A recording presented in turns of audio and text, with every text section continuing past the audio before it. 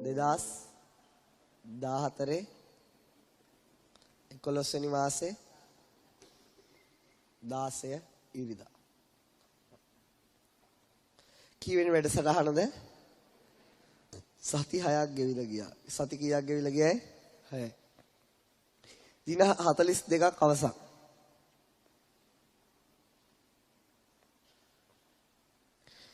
පින්නතුනි, ජීවිතය කියලා කියන්නේ මහා පුදුමාකාර දෙයක්. මරන්න ගෙනියන ගවරලක් එකා පිටිපස්සේ එකා කොහාටද යන්නේ? මරණයට. එකා පිටිපස්සේ එකා කොහාටද? මරණය කරා යනවා. මිනිස්සු වන අපිත් කෝටි 600කට වඩා හිටියට මේ ලෝකේ එකා පිටිපස්සේ එකා කොහාටද මේ යන්නේ? මැරෙන්න යනවා. කොහාටද යන්නේ? මරණයට යනවා. හරියට මේ මරණය කරා යන ගමනේදී අපේ ජීවිත තනාග පිනිබින්දු වගේ. මොන වගේද? තනාග පිනි හිරු දුටු සැනින් විනාශ වෙලා යනවා. මරණයේ දුටු සැනින් අපේ ජීවිතේ විනාශ වෙලා යනවා. කඩා හැලෙන දියැලක් වගේ. කඩා හැලෙන දියැලක් කවදාවත් හිමින් කඩා හැලීමක් නැහැ. මරන්නගෙන එන ගවයේගේ සෑම පියවරක්ම කොහාටද කිට්ටු වෙන්නේ පින්නතුනේ? මරණයට කිට්ටු වෙනවා. සෑම පියවරක්ම ඔහුගේ මරණය කරා ලංවීමක්. අනන්ත ආකාශයට ගියත් මරණයෙන් ගැලවෙන්න පුළුවන් කමක් නැහැ. මහා සාගරයේ මැදට ගියත් මරණයෙන් ගැලවෙන්න පුළුවන් කමක් නැහැ. මේ කන්දේ තියෙන ගල් ගුහාවකට ගියත් මරණයෙන් ගැලවෙන්න බෑ. මේ ලෝකේ කොහේ ගියත් මරණයෙන් ගැලවෙන්න බෑ කියලා බුදුරජාණන් වහන්සේ දේශනා කළා තියෙන්නේ. පින්නතුනි, දැන් ওই නාවල පන්ති තාම අවසන් වෙන සති කීපයයි තියෙන්නේ. මේ වෙනකොට අපිත් ඉගෙන ගන්න ආපු මේ මහත්මයා කෙනෙක්, හොඳ රජයේ සේවක නිරත වෙච්ච කෙනෙක් දැන් මේ වෙලාවේ ජයරත්න මල්ශාලාවේ. දැන් ඔහු මරණයටපත් වෙලා ඉවරයි. ඔහුගේ ශාරීරිය පමණයි එතන තියෙන පරිහරණය කර. රූකඩේ විතරයි. නමුත් පින්නතුනි, ඒ ආකාරයට කවදක හරි අපිටත් අපේ මේ ජීවිතය අවසන් කරන්න වෙනවා. ඒ ජීවිතය අවසන් කරන්න යන ගමනේදී අපිට ඉලක්ක තියෙනවා.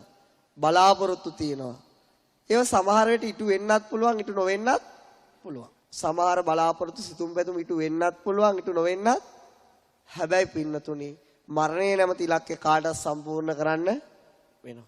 ඒක ඉටු නොවන දෙයක් නෙවෙයි, ඒක අනිවාර්යයෙන්ම ඉටු වෙන දෙයක්. අපි බලාපොරොත්තු නොවන දෙයක්. වසරක් පාසා මරණය කරා ලං වෙනවා. කොච්චර පාසාද? වසරක් පාසා. මසක් පාසා මරණයට ලං වෙනවා. සතියක් පාසා මරණයට ලං වෙනවා. දිනයක් පාසා මරණයට ලං වෙනවා. පැයක් පාසා මරණයට ලං වෙනවා. මිනිත්තුවක් පාසා මරණය කරා ලං වෙනවා.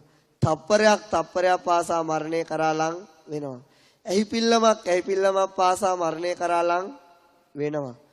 තබන පියවරක් කන බත් කටක් ගානේ අපේ ආයුෂ ගෙවිලා ගිහින් මරණය කරා ලං වෙනවා. සිතක් පාසා අපේ ජීවිත මරණය කරා ලං වෙනවා පින්නතුනි. අන්නේ මරණය කරා යන ගමනේදී පින්නතුනි හමු වෙච්ච 6 වෙනි සතියයි මේ. කීවෙනි සතියයිද? 6 වෙනි සතියයි. අපි හමු වුණාට අපිටත් අපිටත් නොදෙනි මේ සෑම සෙනයක්ම අපේ ආයුෂ අවසන් වෙලා මරණය නැමැති ඉලක්කය සම්පූර්ණ කරන්න ඇවිද යනවා. ඒකයි ජීවිතයේ ඇත්ත කතාව. ඒ යන ගමනේදී පින්නතුනි ඔබ මා හමු වුණා. ඒ හමු වීමේදී මේ ඔබට ඇහෙන්නේ මොනවද? විශ්වයේ තියෙන ඒකාන්ත ඇත්ත. විශ්වයටම පොදු ධර්මතාවලට කියනවා විශ්ව සත්‍යතා කියලා. මොන සත්‍යතාවද? විශ්ව සත්‍යතා. ඒවට ලස්සන කෙටියෙන් කියනවා ඒකාන්ත ඇත්ත ඉගෙන ගන්නවා කියලා. මොනව ඉගෙන ගන්නවද? ඒකාන්ත ඇත්ත ඉගෙන ගන්නවා කියලා කියන්න පුළුවන්. තව කෙටියෙන් කියනවා නම් පරමාර්ථ ධර්ම. මොන ධර්මද? පරම ඇත්ත. ඊට එහා ඇත්තක් නැහැ පින්නතුනි. පරම ඇත්ත ඉගෙන ගන්නවා කියලා කියන්නත් පුළුවන්. පින්නතුනි, මේ විශ්ව සත්‍යතා කොටස් දෙකකට බෙදන්න පුළුවන්. කොටස් කීයකටද? දෙකකට. එකක් තමයි පින්නතුනි මෙන්න මේ බෝඩ් එක, මේ ගොඩ නැගිලා අපේ රූපය කියන එක දි รา පත් වීම පේනවා. මොකද්ද පේන්නේ? දි รา පත් වීම පේනවා. අන්නේ දි รา පත් වීම පේන ඒ ධර්මතාවලට කියන රූප ධර්මතා කියලා. මොන ධර්මතාවද? රූප සත්‍යතා. රූප සත්‍යතා. මොන සත්‍යතාවද? රූප සත්‍යතා කියලා කියනවා. රූප සත්‍ය. පින්නතුනි, අපි හිත කියලා දෙයක් දන්නවා. හිතට පාලියෙන් කියන්නේ මොකද්ද? විඥානය. හිත ගන්න අරමුණ විඳින ස්වභාවයට කියන්නේ මොකද්ද? වේදනාව.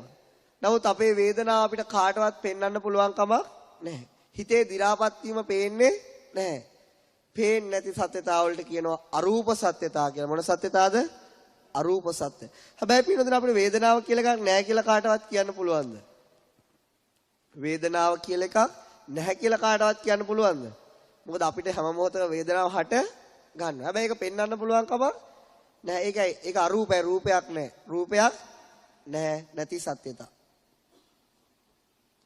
තාම මේවට කියන ලස්සන වචනයක් තමයි නම් කිරීම නිසා නාම ධර්ම. මොන ධර්මද? නාම සත්‍යතා. නාම සත්‍යතා. පිළිදේ පළවෙනි සතියේම රූප සත්‍යතා එක්තැන් වෙච්ච තැනකට කිව්වා මොකද්ද? 8ක් එක්තැන් රූප සත්‍යතා 8ක් එක්වන් වෙච්ච තැන. ඒකට කියන්නේ සුද්ධාෂ්ටකය. මොකක් කියලාද? අති පිරිසුදු අවස්ථාවට සුද්ධාට. සුද්ධාෂ්ටකය.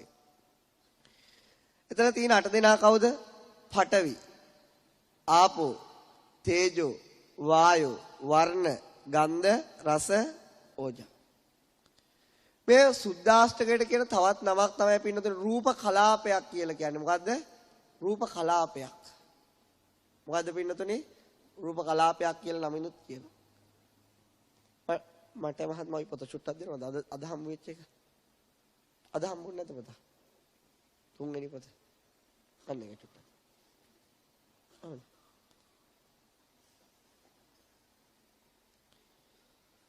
සුද්ධාෂ්ටකයට කියන තවත් නම මොකද්ද? රූප කලාපයක්. මෙන්න පින්නතුනේ මෙන්න මේක දැනගන්න ඡායාරූපයක් දාලා තියෙන එකේ 22 වෙනි පිටුව. කීවෙනි පිටුවද? 22 වෙනි පිටුවේ. චුට්ටක් බලන්න. ඔන්න ඕක 22 පිටුව. මෙන්න මේකේ තියෙනවා රූප කලාපයක් කියලා ලියලා. මොකක් කියලා ලියලාද? රූප කලාපයක්. එතකොට රූප කලාපයක් කියන්නේ මොකද්ද? සුද්ධාෂ්ටකයකට. මොකටද රූප කලාපයක් කියන්නේ? සුද්ධාෂ්ටක. එහෙනම් රූප ගොඩකට සුද්ධාෂ්ටක ගොඩකට කියනවා රූප පිණ්ඩයක් කියලා. මොකක් කියලා කියනවද පින්නතුනි? රූප පිණ්ඩයක්. එහෙනම් අපේ ශරීරය කියන්නේ මොකද්ද? රූප පිණ්ඩයක්. සුද්ධාෂ්ටක ගොඩක් රූප පිණ්ඩයක්. නෙළුම් මල කියලා කියන්නේ මොකද්ද? රූප පිණ්ඩයක්. බල්ලෙක්ගේ ශරීරය කියලා කියන්නේ මොකද්ද? රූප පිණ්ඩයක්. අපේ මේ අර වෙන ලෝකික ජීවියෙක් කියලා කියන්නේ මොකද්ද? රූප පිණ්ඩයක්. කැස්බෑ සුදු කැස්බෑවෙක් නෙමෙයි. කැස්බෑවෙක් කියලා කියන්නේ කවුද? සුදු කැස්බෑව වුණත් රූප ඒක තමයි ඡායාරූපද. ඒක රූප සුද්ධාෂ්ටකයට තවත් නමක් තමයි රූප කලාපයක්. ඒ සුද්ධාෂ්ටක ගොඩකට කියන රූප පිණ්ඩයක් කියන. මේ හම්බුනේ පිනද තුන්වෙනි පොත. ඊළඟට තමයි මෙන්න මේ පොතේ වැරදක් තියෙනවා හදාගන්න 12 වෙනි පිටුව. කීවෙනි පිටුවද? 12. චුට්ටක් බලන්න. ඒ 12 වෙනි පිටුවේ පුංචි වරදක් තියෙනවා.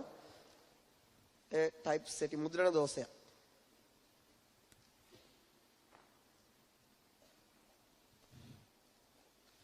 මේක තියෙනවා මේ සසංකාර චක්කු කියලා. මොන චක්කුද? සසංකාර. සසංකාර නෙවෙයි සසම්භාර. මොකද්ද? අබේදාන බයන්න. මෙන්න මේ බයන්න. කාර නෙවෙයි බයන්න. ඒක සසං භාර. මොකද්ද? සසම්භාර.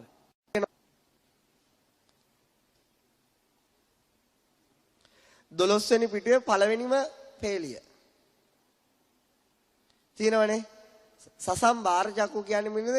ඇස් බෝලය. මොකද්ද? ඇහි බෝලය. සසම්බාර චක්කුව කියන්නේ මොකද්ද? ඇහි බෝලය. චක්කු දසක කලාපයට කියන්නේ ප්‍රසාද චක්කුව. මොන චක්කුවද? ප්‍රසාද චක්කුව. ඇහි බෝලයට කියන්නේ සසම්බාර චක්කුව. මස් ගුලිය. දැන් අන්ධයයට සසම්බාර චක්කුව තියෙනවා. ප්‍රසාද චක්කුව නැහැ. ඒක තමයි තියෙන්නේ. ඒක ගිහිල්ලා බලාගන්න. ඒක එතන පොඩ්ඩක් හදන්න. ඒක තේරෙනවා. ඊළඟට මේ පොතේ සම්පූර්ණ විස්තර වෙන්නේ පින්නතුනි මොලේ තමයි මතකයේ ගබඩා වෙලා කියන එකට පිළිතුරු සපයන්න අඩිතාන දාගන්නේ මේ පොතෙන් තමයි. මේකේ තියෙන මේ විස්තර ටික Tamanට තේරුණාට පස්සේ ඊළඟට ඉදිරියේදී පින්නතුනි කියන්න පුළුවන් කොහෙද මේ මතකයේ ඇත්තටම තියෙන්නේ කියලා. ඉතින් ඇත්තටම මේ පොත් 5000ක් ලැබුණා අඟහරුවාද මේවට 3000ක් විතර අවසන්. අනිත් අය බලන්න. ඊළඟට ඊට වගේ ටිකක් තියෙනවා. ඒක ඊළඟට බලන්න. තුන්වෙනි පොත. ඊළඟට ඔකේ තියෙනවා 18 වෙනි පිටුව. කීවෙනි පිටුවද? 18 වෙනි පිටුව. කීවෙනි පිටුවද පින්නතුනේ? 18. නම්බර් 18. එතකොට මෙන්න මේකේ තියෙනවා මේ ලෝක ධාතුවක් දාලා එතකොට මේ ධර්මතා 82යි. මේ පන්තිය ඉවර වෙනකොට මේ පින්නතුනේ ඉගෙන ගන්න තියෙන වචන 82යි. කීයද ඉගෙන ගන්න තියෙන්නේ? වචන 82ක් විතරයි. මේ 82කින් පින්නතුනේ සෑහෙන දෙයක් චතුරාර්ය සත්‍ය පෙන්වන්නත් පුළුවන්. පංචස්කන්ධය පෙන්වන්නත් පුළුවන්. මුළු විශ්වයම පෙන්වන්න පුළුවන්. මේ විශ්වයේ තියෙන සෑම රහසක්ම මේ 82 කියා දුන්නට පස්සේ එලි කරන්න පුළුවන්. සෑම කියන්නේ බුදුරජාණන් වහන්සේ අපිට පෙන්නපු දේවල් ටික. ওই 82 විතරයි උගන්වන්නේ මේ පන්ති අවසන් වෙනකොට.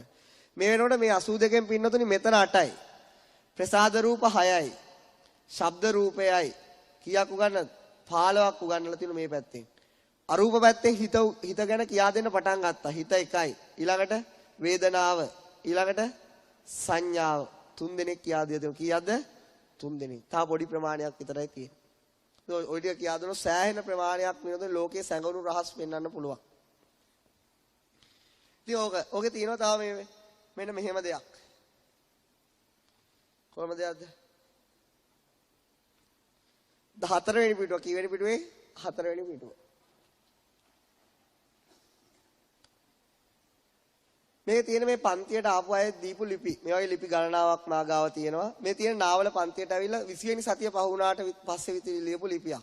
මෙයා අම්මා කෙනෙක්. මිසා මහාචාර්යවරියක් එහෙම කෙනෙක් නෙවෙයි. සාමාන්‍ය කෙනෙක්. එයා කියනවා මිනිසා යනු ස්කන්ධ ධාතු ආයතනවල සංයුතියකි. මේ මිනිස් භවයේලත් සත්වයාගේ ජීවත් වීම යන අභ්‍යන්තර ආයතන රූප ශබ්ද ගන්ධ රස ස්පර්ශ ධම්ම යන මේවා අරමුණු ගැනීමේ ක්‍රියාකාරීත්වයයි. නිරතුරුවම අප ගන්න අරමුණු හා සම්බන්ධව සිතා තුළට ගලා එන සිතුවිලි විග්‍රහයක යෙදීමේ ක්‍රියාවලිය හා එය අවශ්‍යතාවය අභිධර්මයේ තුලින් වටහා ගතිමි. තේරුණාද? මට තේරුණෙත් නැහැ.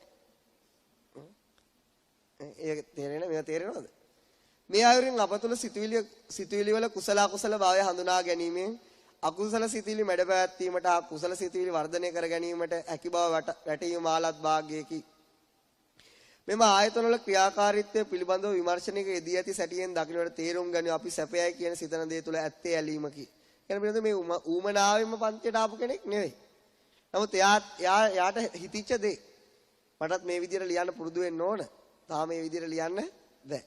ඉතින් යාට පින්නතුනේ මේකෙන් යා කොච්චර කාර්ය බහුල කෙනෙක්. යාගේ ජීවිතයට ගත්ත එක තමයි මේ ලියලා තියෙන්නේ. අනිත් පැත්තේ තියෙනවා ප්‍රින්ස් සිවෝනි කියලා. එයා පිළිද අභිධර්මයේ සති 8ක් විතර ඉගෙන ගත්ත කෙනෙක් රත්නපුරේ ඒ බලංගොඩ. ඇත්තටම එයා ඉස්සර ක්‍රිස්තියානි ජාතික කෙනෙක්. ඉතින් එයාගේ පින්නතුණි එයාගේ හදවතට මේ අභිධර්මයේ දැනිච්ච විදිය තමයි අනිත් පැත්තේ ලිපියෙන් තියෙන්නේ. ඉතින් ඒ ආකාරයට පින්නතුණි ඔයගේ අදහස් තියෙනවා. දැන් මේ පින්නතුන්ට තාම තේරෙන්නේ නැහැ මේක වටිනාකම. ඉස්සරහට මේක හොඳටම තේරෙයි. අන්තිම පිටුවේ තියෙනවා 37 වෙනි පිටුවේ. ඒකේ තියෙන්නේත් ඒ අභිධර්ම ඉගෙන ගත්ත කට්ටියගේ ලිපි කීපයක්. මෙතන තියෙනවා පිළිදෙන කිසි දිනක ඒ කියන්නේ ධර්මයට ඒ තරම්ම ඇලුම් කරපු නැති කෙනෙක්ගේ ලිපියක් නෙවෙයි. ඊට වැදගත් කෙනෙක් ශාන්තිනී පෙරේරා කියලා. එයා මේ ධර්මයට ආවේ අවුරුදු 80ක් ගත වුණාට පස්සේ. වයස අවුරුදු 80ක් පැනලා යාගේ. ඊට කලින් එයාට ඒ තරම් ධර්මයේ ගැන හැඟීමක් තිබිලා නැහැ. නමුත් එයාගේ වාසනාවට අවසාන කාලේ මගේ ඇත්තට මට උදව් කරපු කෙනෙක් මම බල කිරීමට පන්තියට ආවේ. මේ අමා ධර්මය anu කුමක්දයි අවබෝධයක් නොතිබී මාහට මෙම ධර්ම දේශනා සහ පාඩම් මාගේ ධර්මඥානය අවදි කර ගැනීම සඳහා මාගේ ජීවිතයට මහත් ලාභයක් විය. බුදු පියාණන් වහන්සේගේ අනන්ත ප්‍රමාණ වූ ඥාන සමුදාය සහ ගුණ සමුදාය කෙරෙහි මහත් පැහැදීමක් ඇති විය. ධර්ම දේශනා ශ්‍රවණය කරනට පෙරට වඩා ධර්ම කාරණා ඉතා පැහැදිලිව තේරුම් ගැනීමට හැකිය. ධර්ම කරුණු නොදැනීමෙන් කලින් සිදු අකුසල් වලින් ඈත් වීමට මේ නිසා ඉඩ ලැබුණි. ආනිසංස දැන පෙරට වඩා දන් දීමට සිත නැමීම, මෛත්‍රී ආනිසංස දැන පෙරට වඩා අන්‍යයන් වෙත මෛත්‍රිය දැක්වීමට සිත් වීම, අකුසල් සිත් පහළින්ට වහවහ නිවත් වීමට වීරිය ගැනීමට නිරන්තර සිත නැමීම මේ අමා ධර්මයේ සරල ලෙස පහදා දීමට දරන උත්සාහයට කියලා එහෙම තියෙනවා. ඉතින් ඒ ආකාරයට පින්නතේ ඒ අයට ලැබිච්ච ලාභය තමයි මේ ලියලා තියෙන්නේ. ඉතින් ඒ හැමදෙනාම තමගේ ජීවිතේ යමක් තේරුම් ගන්න මහන්සි ගන්නවා කියලා මම හිතනවා. ඊළඟට මේකේ තියෙන ඉංග්‍රීසි පැත්තේ මම ලෝකේ ආසම භාෂාව. හැබැයි මට ඕන විදිහට තමයි පාවිච්චි කරන්නේ. මේක ඒගොල්ලෝ කියන විදිහට පාවිච්චි කරන්න හරි අමාරුයි. ඒ තියෙනවා ලිපි දෙකක් පින්නතුණි 27 වෙනි පිටුවේ. The following the Abhidhamma lesson given by Venerable Tirthakalya Ananda Srimi has been one of the most wonderful things that has happened to me in my life කියලා එකේ ડોක්ටර් කෙනෙක් ලියපු එකක් තියෙනවා. එයාට ලැබිච්ච දේ. ඊළඟට තියෙනවා මේ 7 වසරේ ළමයෙක් මේ ඉතන මේ අමිත් මහත්තයාගේ පුතා. එයාත් මීට කලින් මහරගම පන්තියට සහභාගී වෙලා එයාට ලැබුණු අත්දැකීම්. ඒ ආකාරයට පින්නතුනේ මේක පුංචි ළමයෙකුට උනත් උත්සාහ කරොත් තේරුම් ගන්න පුළුවන්. පොඩි ළමයින්ට උගන්වනවා මම ඊට වඩා සරල ලෙස ක්‍රම වලට උගන්වනවා. මම මෙතන ඉන්නේ ලොකු ළමයිනේ. ඒ නිසා ඉතින් ඒ අයට ගැළපෙන විදිහට තමයි මේක උගන්වන්නේ. ඉතින් ඔය ආකාරයට රූප සත්‍යතා හා නාම සත්‍යතා තියෙන ওই පොත ඉතින් ගිහිල්ලා මේ පින්නතු එකපාරක් දෙකපාරක් කියවලා කඩලා හරි සිමිනි හරි ඔතන්න කිසි ප්‍රශ්නයක් නෝමල්. ඊළඟට තව කොළ ටිකක් අද ලැබුණා නේද පින්නතුනේ. අන්න ඒ කොළ ටික පන්තියට අරන් එන්න. ඊට පස්සේ ওই පොත් ටිකත් පුළුවන් නම් ෆයිල් එකක් අරගෙන ඉතින් පිළිවෙලකට දැන් මේ යනකොට ඕක දාලා ඔය දැන් මේ පින්නතුන්ට බුද්ධ දේශනාවල වටිනා මේවා ඉතා විනාඩියෙන් කියව ගන්න පුළුවන් විදිහට ෆොටෝකෝපි ගහලා අතරම ලැබෙනවා. ඉතින් ඕවා පින්නතේ අරගෙන බුලෝතුරා බුදුරජාණන් වහන්සේගේ දේශන තමයි. මොකද අපි කියනකොට කරුණු එහෙ මෙහෙ යන්න පුළුවන් වුණත් මේ පින්නතුන්ට ඒ වචනේම තේරුම් ගන්න ඕන නිසා තමයි ෆොටෝකෝපි ගහලා අතටම ලබා දෙන්නේ. ඉතින් ඒ නිසා ඒවා ෆයිල් එක දාලා නිරන්තර අරන් එනවා නම් ඉතින් වටිනවනේ. ඉතින් වටින එහෙම දෙයක් තියෙනවා. වටිනතොල් කියා දෙන්න ලේසි. හිත. ඉතින් ඔන්න මේ ටික තමයි මේ විදියට ඉගැන්වුවේ. ඊළඟට තමයි පින්නනේ චක්කු දසක කලාපේ වදින්නේ මොකද්ද? වර්ණය. චක්කු දසක කලාපේ මොකද්ද වදින්නේ? වර්ණය. වර්ණය කියන්නේ රූප ධර්මයක්. ඒක දැනගන්න සිත නාම ධර්මයක්. හිත රූපයක් නෑ. යාට කියන්නේ මොකද්ද? චක්කු විඥානය. චක්කු විඥාණයෙන් දැනගන්නේ මොකද්ද? වර්ණය. එහෙන් දැනගන්නේ මොකද්ද? වර්ණය. එහෙන් වර්ණය දැනගන්නේ මොකද්ද? සිත ඇහැට આવොත් විතරයි. ඇහැට එන හිතට මොකද්ද කියන්නේ? චක්කු විඥානය. කනේ උපදින සිතට මොකද්ද කියන්නේ? සෝත විඥානය. දැනගන්නේ මොකද්ද? ශබ්දය. ගාන විඥානය උපදින සිතට කියන්නේ මොකද්ද? ගාන විඥානයනේ දෙයනේ. කටට උත්තරේ දීලා කියා ගන්න බෑ. දිවේ උපදින සිතට මොකද්ද කියන්නේ? ජීවා විඥානය. කයේ උපදින සිතට කියන්නේ මොකද්ද? කාය විඥානය. වස්තුවේ උපදින හිතට කියන්නේ මොකද්ද? මනෝ විඥාන. ඒක තමයි උගන්වන්න තියෙන්නේ. ඉතින් ඔය ආකාරයට පින්නතුන ওই ටික තමයි දැන් කියලා දුන්නේ. ඊළඟ ඔච්චරයි තමයි ඉතින්. ඊළඟ අද බලමු.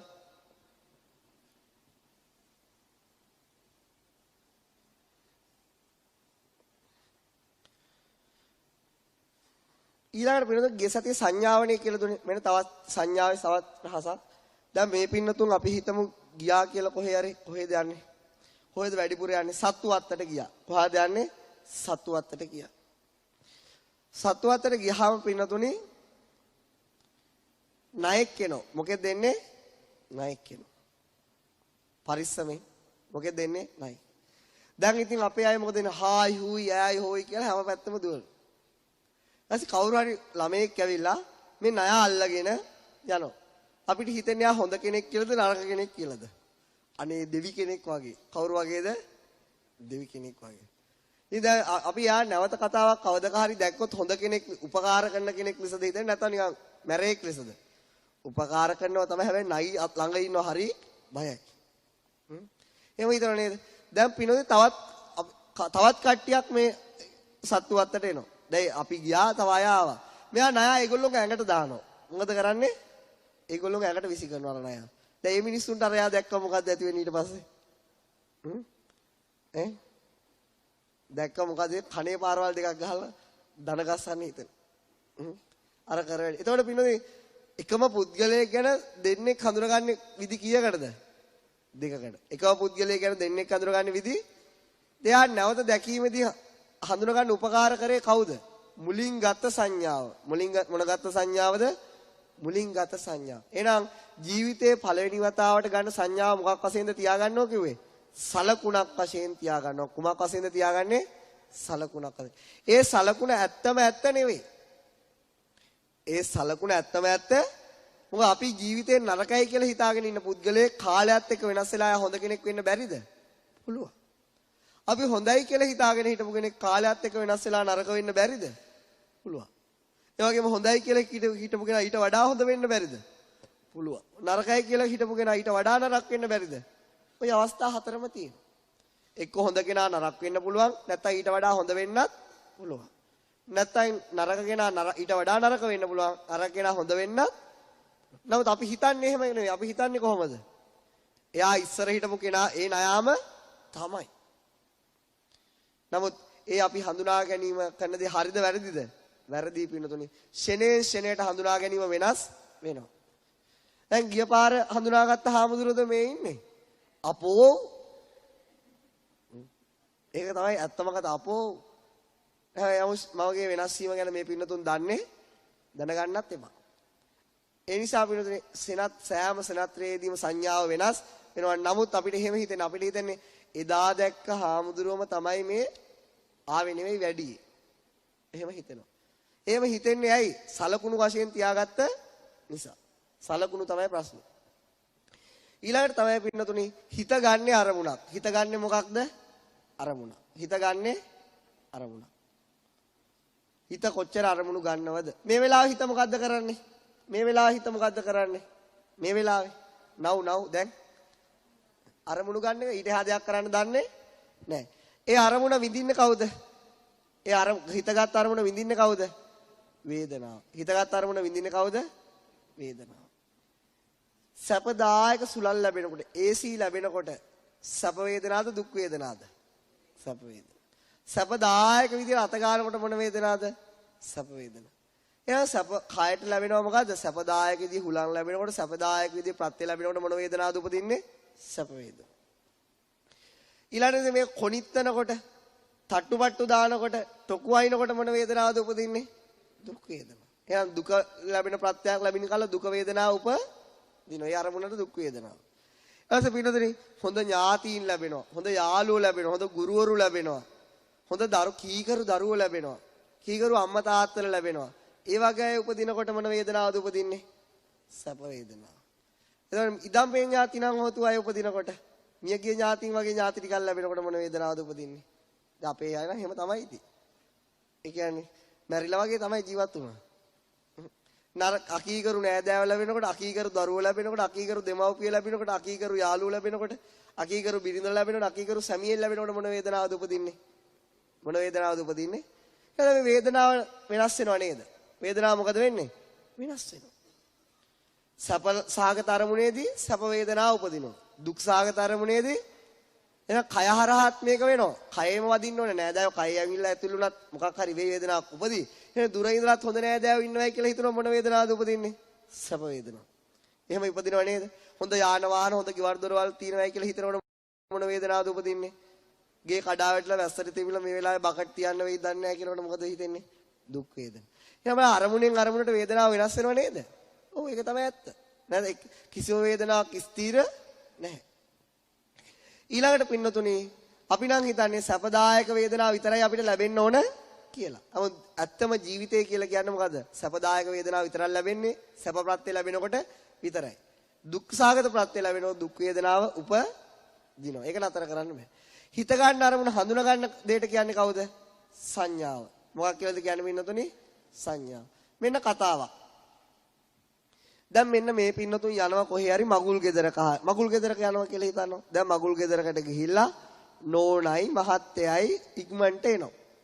මොකද එන්නේ මගුල් ගෙදර ගිහිල්ලා කාලා බීලා රුපියල් 1000ක් විතර අර කෑල් එන්වලොප් එකේ දාලා හිමීට දීලා දික් කළා එනවා. එනකොට පින්නතුනි අර දකින්නවා ගෙදර හිතවත් කෙනෙක් ගියක් ඒගොල්ලොත් ඔක්කොම මගුල් ගෙදර හිටියේ. ලස්සන මල් ගහක් හැදිලා නිකන් වැටෙන් එළියට පැනලා. නෝනට දැක්ක ගමන් මත කියන්නේ මොකද්ද? අපේ ගෙදර මේ වගේ මල් නෑනේ. එතකොට මොකද වෙන්නේ? හිතගත්තේ මොකද්ද? හිතගත්තේ අරමුණක් දෙයියනේ. හිතගන්නේ අරමුණ. විඳින්නේ කවුද? වේදනාව. හඳුනාගත්තේ කවුද? මල් අත්ත කඩලා වාහනේට දාගන්නේ කවුද?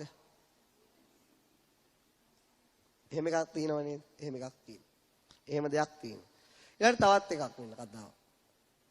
ඊළඟට මේ අභිධර්ම පන්ති වලටත් යනවා, දම්පින් කරනවා, බණ භාවනා කරලා එහෙම කට්ටිය ඉන්නවා. ළඟම ගිහපු කෙනා ඉතින් වැඩේ ගිනි තියලා. කොහොමද කළාද ගිනි තියලා තියෙන්නේ? ඔන්න තව හිතවත් යාළුවෙක් කියලා ඔයි ගියාට ඔයා ගැන පරිස්සමෙන් ගිනි බෝම්බයක් හොඳේ. ඔහොම කියන. ඊට පස්සේ මොකද වෙන්නේ? ඔයි ගියාට ඔයි හැම පන්තියේම කරන කෙරුන් ටික අපි දන්නවා. නොදන්නව නෙවෙයි. දැන් ඔය නිතේ යාළුවෝ ඇවිල්ලා ඉතින් අරයාට කියනවා. මේ ඔයත් එක්ක යන කෙනාගේ පොඩ්ඩක් පරිස්සම් වෙන්න හොඳේ. ඒමකෝ. නෑ මේවා කියන්න සුදුසු දේවල් නෙවෙයි ඉතින්. මොනවද එහෙනම් කියන්න මම කියන්න එපා හොඳේ කියන්න. ඉතින් දැන් ඉතින් අරම කිව්වට පස්සේ ඉතින් අහගන්නකම් ඉවසිල්ලක් නෑනේ.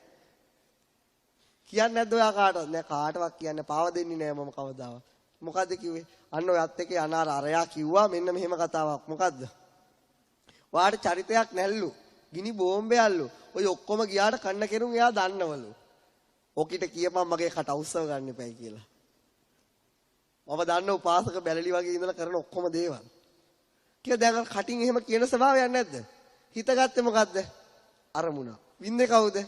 වේදනාව. හඳුනාගත්තේ කවුද? අර විදියට කටින් පුපුරන්නේ කවුද?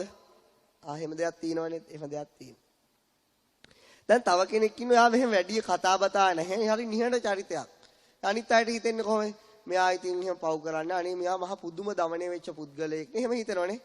දැන් අර යාටත් ඇවිල්ලා අර ගිනි බෝම්බේ කතාවම කියනවා. අන්න ඔයා නම් මේ ගිහිලා හරි නිහඬයි කතා නැහැ. සාන්ත තමයි ඉන්නේ. හැබැයි මියෝ දෙන්න අල්ලන්න හැටි යා දන්නවලු. දැන් කටිමුකුක් කියන්න පුළුවන්ද? බෑනේ. කිව්වොත් වැඩේ අවුල් චාටර්. ඔකිට වැහි නැති වෙන ගහපන්. කොහෙන්ද හිතන්නේ? හිතින්. කටින් කියන්නේ නැහැ අතින්. යන වාහනයක හරි හැප්පියා. දැන් ඔක යන්නේ කොහෙන්ද? හිතින්. හිතගත්තේ මොකද්ද? අරමුණ. වින්දේ කවුද? වේදනාව. හඳුනාගත්තේ කවුද? සංඥාව. දැන් ඔහොම ස්වභාවයක් තියෙනව නේද? ඊට ওই තුනටම අමතරව මොනවා හරි ටිකක් හිතේ යනවා. නිකන් පුපුරනෝ ගතිය. දැන් ඔහොම තියෙනවා.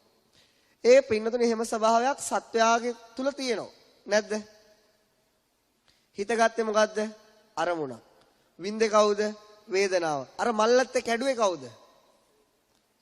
ඒක පින්නට ඒකට කියන්නේ මොකද්ද? චේතනාව. ඒකට කියන්නේ මොකද්ද? චේතනාව. මොකක් කියලාද කියන්නේ? චේතනාව. චේතනා නෙවෙයි චේතනාව. චේතනාව කියන දේ කියන එක තේරුම තමයි හැම විටම ක්‍රියාවක් හා සම්බන්ධයි. කුමක් හා සම්බන්ධයිද? ක්‍රියාවක් හා සම්බන්ධයි. මොනක් හා සම්බන්ධයිද පින්නතුනි? ක්‍රියාවක්. එතකොට මෙන්න මේ චේතනාව කියන දේ ක්‍රියාවට සම්බන්ධ කරගන්නේ එක්ක කය. මොකද්ද සම්බන්ධ කරගන්නේ? කය. දාර මල්ලත්ත කඩන්නේ කටින්ද? කටින් මල් කැඩුවා නම් ඒත් කය තමයි. මොකද්ද? අතින්. පවණක් කටිනුත් මල් කඩනවා. මේ කඩන අතින්. ඊළාට පින්නතුනි මොකද්ද? අර විදිහට පුපුරු ගහන කෑ ගැහුවේ මොකින්ද? වචන. අන්න එන චේතනාව ඊළඟට ක්‍රියාත්මක වෙනව කොහෙන්ද? වචනේ හරහා. කුමක් කරාද ක්‍රියාත්මක වෙන්නේ? වචනේ. ඊළඟට ওই දෙකෙන්ම ක්‍රියාත්මක වෙන්නේ නැත්නම් කුමක් කරාද යන්නේ? සිත හරහා. ওই බොහෝම නිහඬ චරිත ඉන්නව නේද? අන්න චේතනාව පින්නතුනි කොහේ හරහාද යන්නේ? සිත හරහා ලෝඩ් වෙනවා. එයා අප්ලෝඩ් කරනවා. කර්මය කවදා හරි එක ඩවුන්ලෝඩ්. හැබැයි පින්නතුනි මෙන්න මේ දෙක පමණක් මිනිසු කේලම් කියන්නෙත් නැහැ, බොරු කියන්නෙත් නැහැ. ඒවා තමන්ගේ පාඩුවේ තමන්ගේ වැඩ. සත්තු මරණ හොරකම් කරන ඔය කිසි දෙයක් නැහැ මිනිසු ගාව. නමුත් එයාගේ හිත නතර වෙලා නැහැ. හිත හරහා චේතනාව දෝරේ ගල්වනේ. පාරේ ගියත් ඊට වඩා වාහනයක් තියුණා හොඳයි මට. එකක් ගන්නත් ඕන. හැබැයි කටින් කියන්නේ නැහැ. කොහෙන්ද දැන් යන්නේ? සිත හරහා. ඔහොම ස්වභාවයක් මිනිස්යා තුල නැද්ද? තියෙනවා. ඔහොම ස්වභාවයක් තියෙනවා. අන්නේ ස්වභාවයට කියන්නේ මොකක් කියලාද? චේතනාව කියලා. කුමක් කියලාද පින්නතුරු කියන්නේ? චේතනාව. හිතනම් කරේ අරමුණු ගැනීමයි. වේදනාව කරේ අරමුණ විඳීමයි. සංඥාව කරේ අරමුණ හඳුනා ගැනීමයි. ඒ ගත්ත අරමුණට ක්‍රියාත්මක උනේ කවුද? චේතනාව. ඒ ගත්ත අරමුණ ක්‍රියාත්මක උනේ කවුද? එයා ක්‍රියාත්මක වෙන්න යොදාගත්තේ කවුද? කය, වචනය හා සිත හරහා. සිත හරහා. කය හරහා හෝ වචන හරහා සිත හරහා. එහෙම දෙයක් අපේ තියෙනවනේ.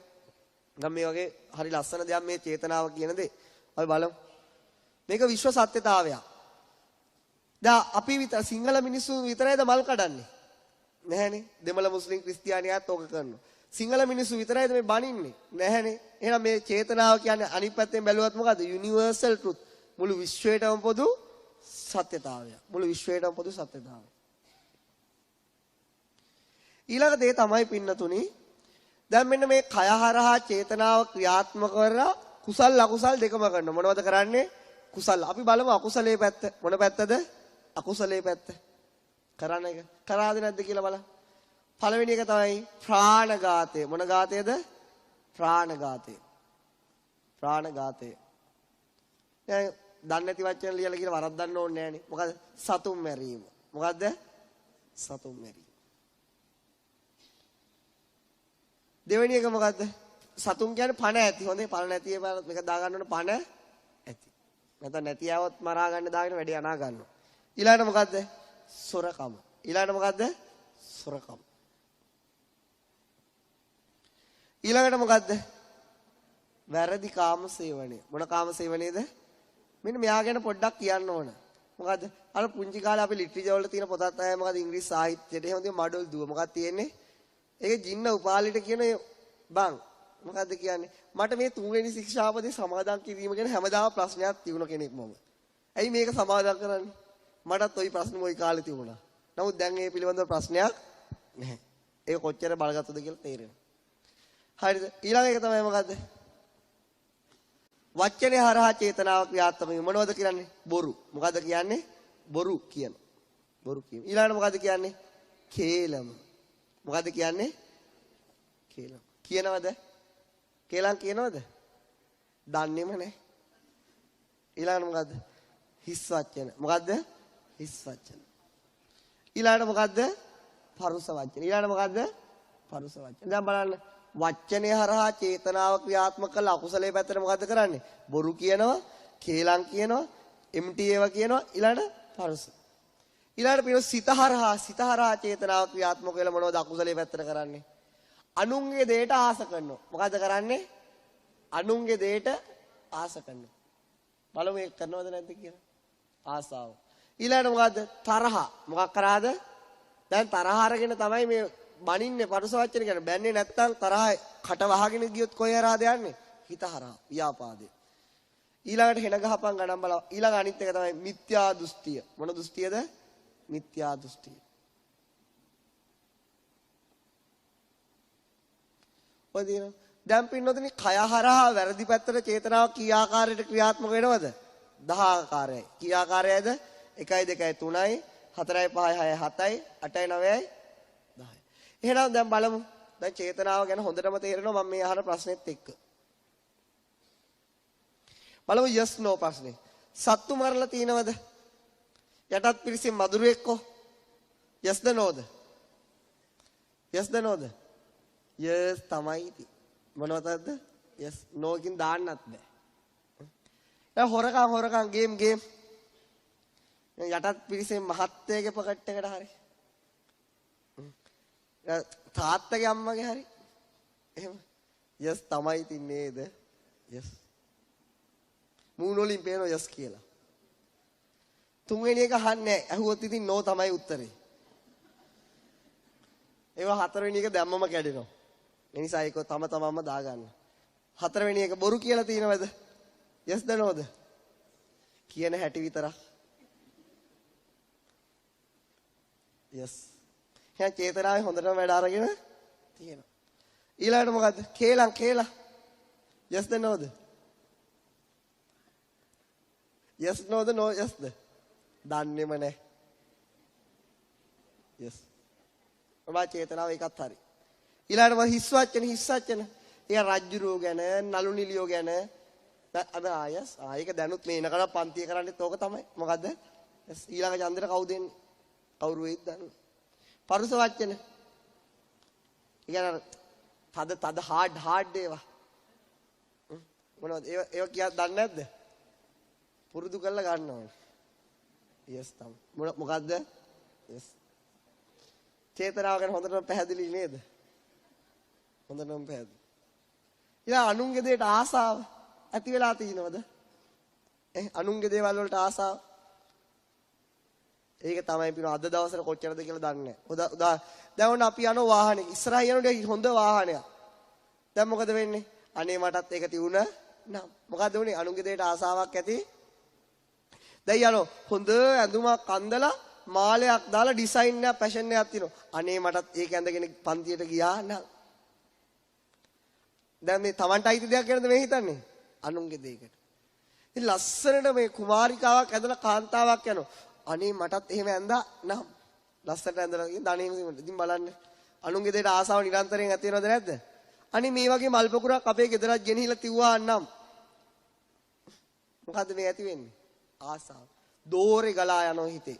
දැන් මේවා නම් යටේව නම් එච්චර බලගතු ලෙස කෙරෙන්නේ නැහැ. මොකද්ද වෙන්නේ? දෝරේ ගලා යනවා. උදේ නැගිට වෙලාව ඉඳන් සැන්දෑ වෙනතුරු මොකද වෙන්නේ? අනේ මටත් මේ වගේ මහත්තයෙක් හිටියා නම්.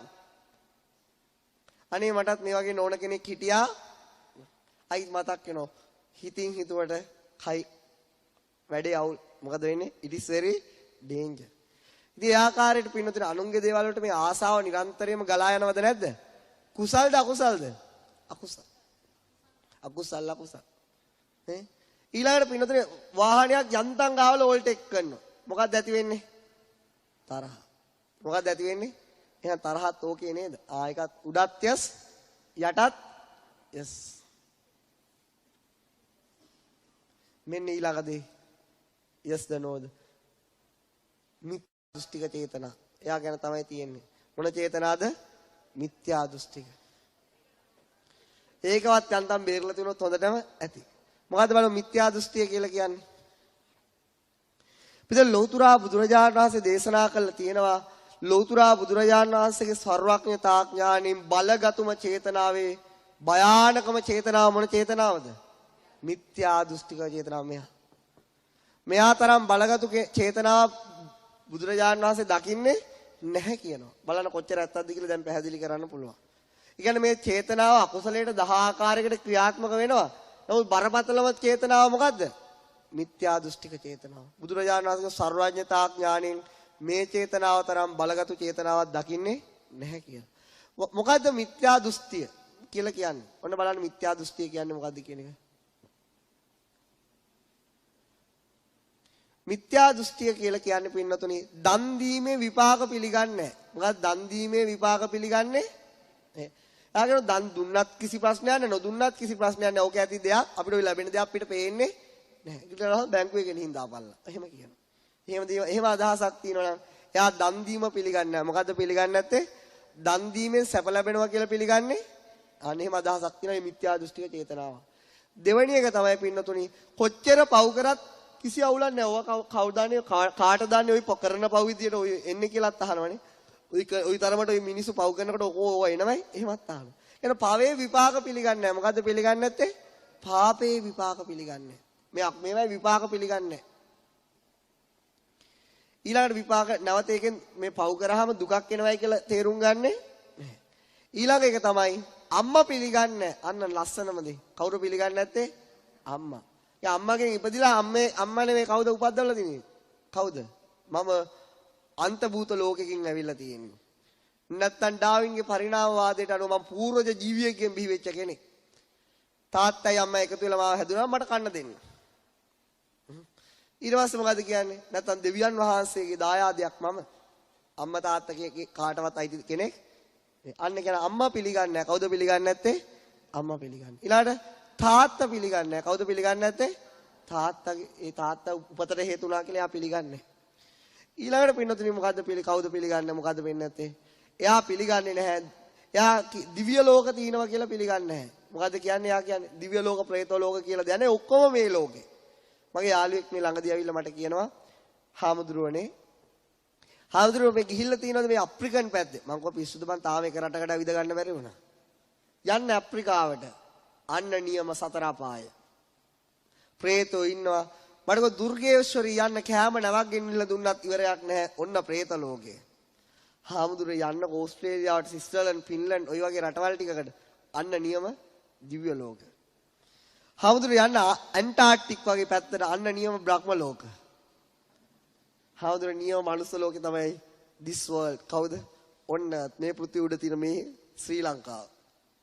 මනුස්ස ලෝක. අන්න යාගේ ලෝක විස්තරය. කියන්නේ යා මෙතනින් එහාට කිසිම දෙයක් පිළිගන්නේ මම අයියෙන් මම පේන්නේ නැති දේවල් පිළිගන්නේ නෑ හාමුදුරුවෝ. අන්න එවැනි චේතනාවක් තියෙනවා. ඒකත් මිත්‍යා දෘෂ්ටික චේතනාව. මම තා පොඩ්ඩේ ඔප්පු කරලා පෙන්නන්න. ඊළඟ එක තමයි පින්නතුනේ 6 වෙනි එක තමයි මොකක්ද? ඕපපාතික උපත පිළිගන්නේ. මොන උපතද පිළිගන්නේ නැත්තේ?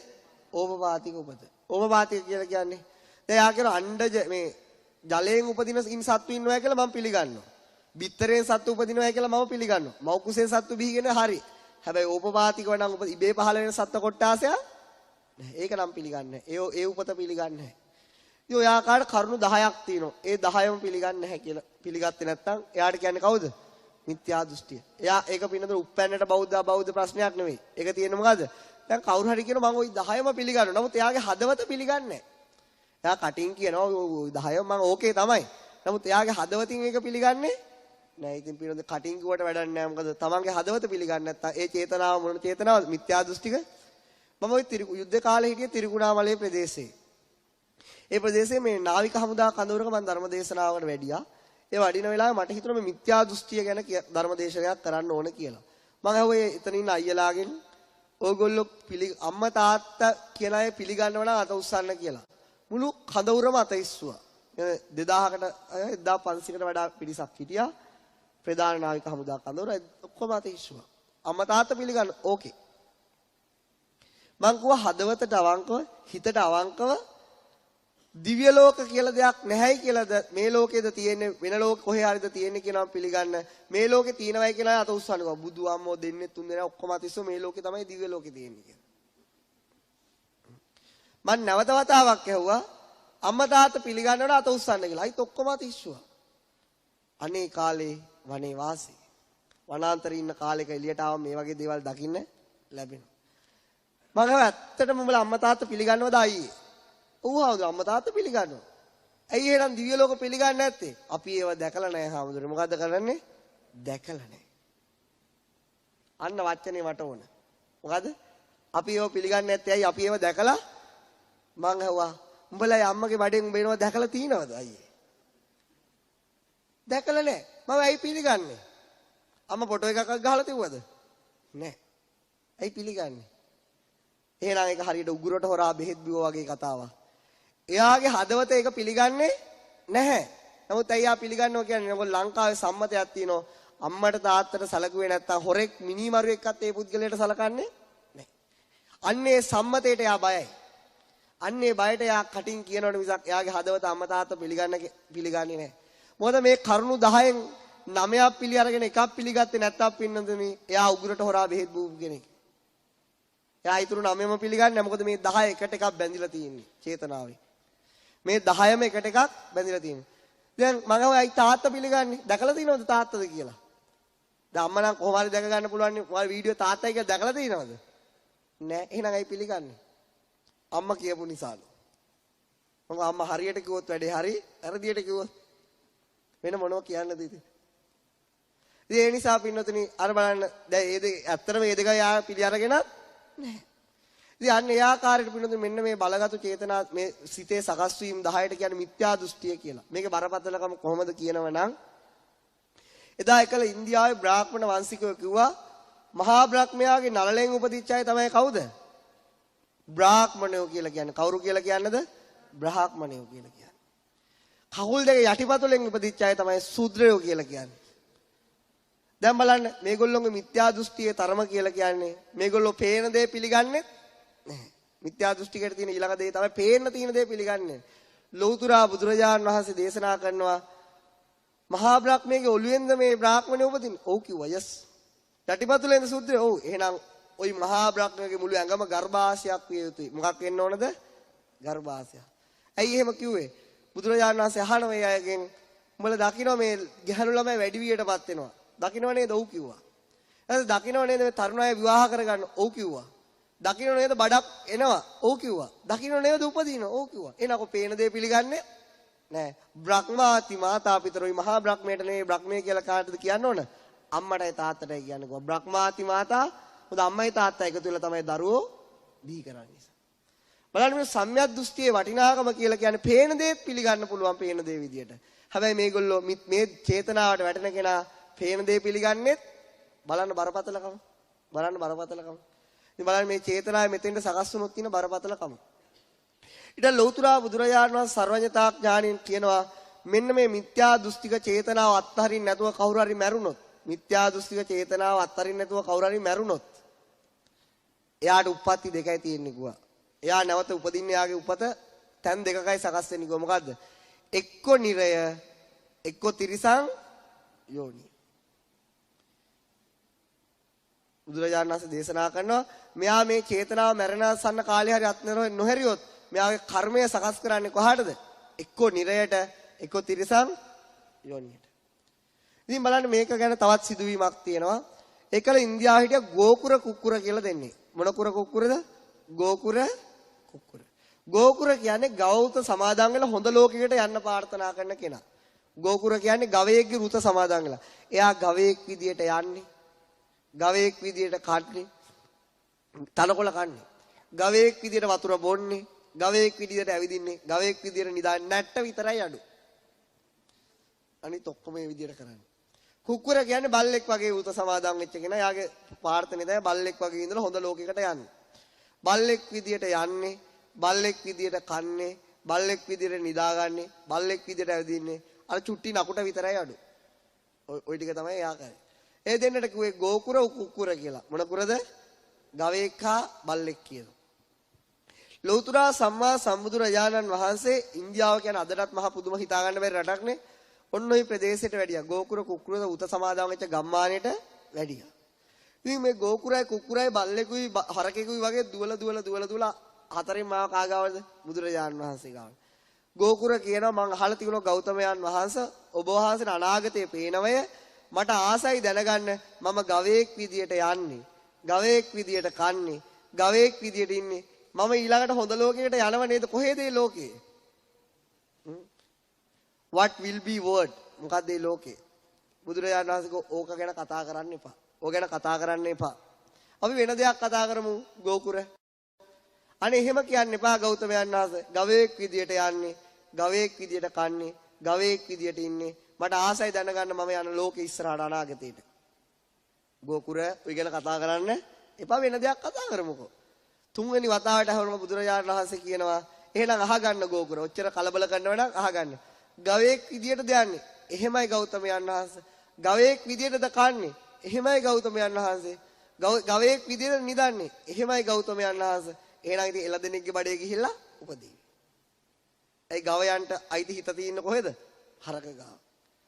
අඬන්න පටන් ගත්තා. මොකක් කරන්නද පටන් ගත්තේ? අඬන්න පටන් ගත්තා.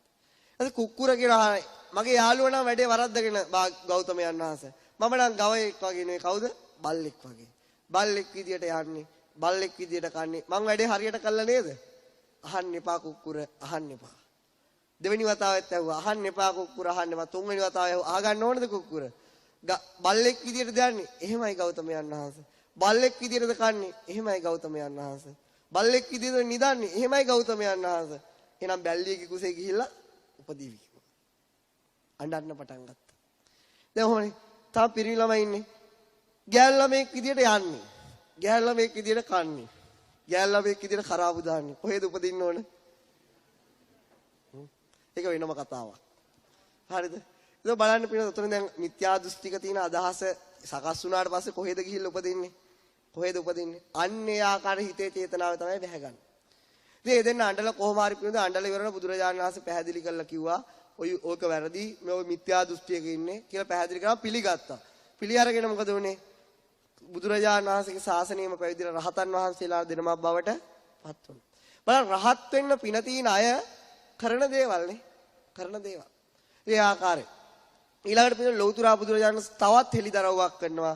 ඒක පිතාමත් ලස්සන ඉතාමත් ගැඹුරු හෙලිදරව්වක්. ඒකේ සම්පූර්ණ විස්තරය අද කියන්න බෑ. කෙටි විස්තරයක් කියන්න.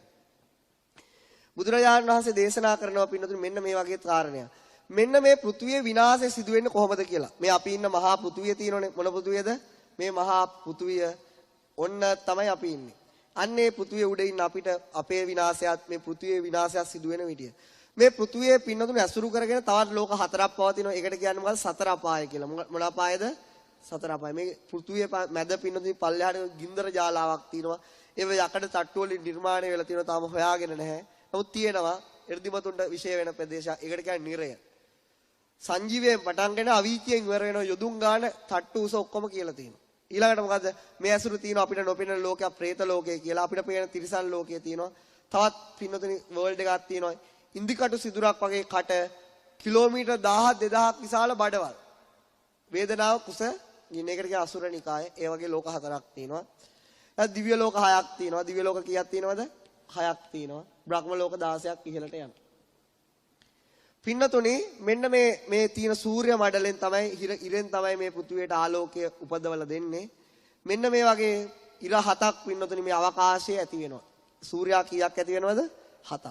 ඒකට ගත වෙන කාලය අවුරුදු බිලියන ට්‍රිලියන ගණන් නෙවෙයි. ගණනින් කියන්න බෑ. කොච්චර කාලයක් යනවද ඒ ඉර 7ක් ඇති වෙන්නේ. මුලින්ම එක ඉරක් ඇති වෙන්නේ. දෙවෙනි ඉර පායනකොට පින්නතුනි මේ පෘථුවියේ තියෙන ගංගා හිඳෙන්න පටන් ගන්නවා. මොනවද හිඳෙන්න පටන් ගන්නෙ?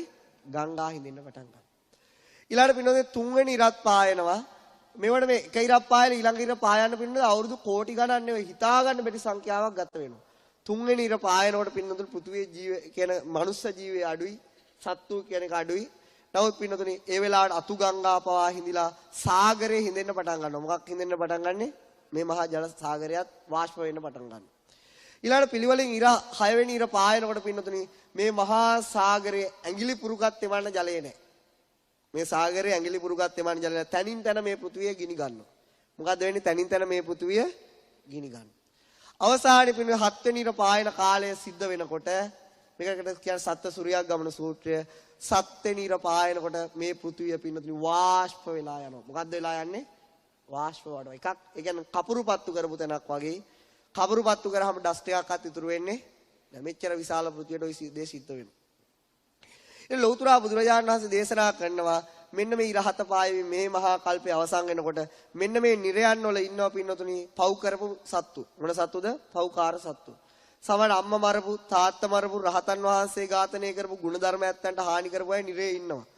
අන්නේ නිර්සත්තුන්ගේ පමණක් නිර්සත්තු උතෙන්ට ඉපදුනේ සම්‍යක් දෘෂ්ටියත් එක්ක. මොන දෘෂ්ටියක් එක්කේ? සම්‍යක් දෘෂ්ටිය. ඒ කියන්නේ යාලා දන්නව ඔය කරපු දැන් අජාසත් කියන්නේ අවීචියේ ඉන්න කෙනෙක්. එයා තාත්තා මරු නමුත් එයා ඒක කරේ වරදක් කියලා එයා දන්නවා. එයා කරේ වරදක් කියලා එයා සම්‍යක් දෘෂ්ටිකයි. අන්න ඒ වගේ අය පවා පින්නතුනේ යාගේ චුතිය පහළ වුණාම නිරේදී ප්‍රතිසන්දිය ලැබනවා ප්‍රීති බක්කා භවිස්සාමි දේවාබස්සරායත. මෙන්න මෙතන ඉඳලා මේ විස්තරය කරන්න පැය 3:00මාරක් ගත වෙනවා. ඉතින් මම කෙටියෙන් තමයි කියන්නේ. පැය 3:00මාරක විස්තරයක් තමයි මේ මම කියන්නේ ප්‍රීති බක්කා භවිස්සාමි දේවාබස්සර. ආබස්සර බඹලෝ උපදී. ඒ කියන්නේ නිරසතාගේ චුතිය පහළ වුණාට පස්සේ නිරේ විනාශ වුණාට පස්සේ කොහෙද උපදින්නේ? ප්‍රීතිය ආහාර කරගෙන තියෙන ආබස්සර කියන බඹලෝ. ආබස්සර කියන බඹලෝ මේ වගේ ධාතු වලින් නෙවෙයි හැදිලා තියෙන්නේ. ඊටාම සියුම් ධාතු වලින්. මොන ධාතු වලින්ද? සියුම් ධාතු වලින් හැදිච්ච කොටස.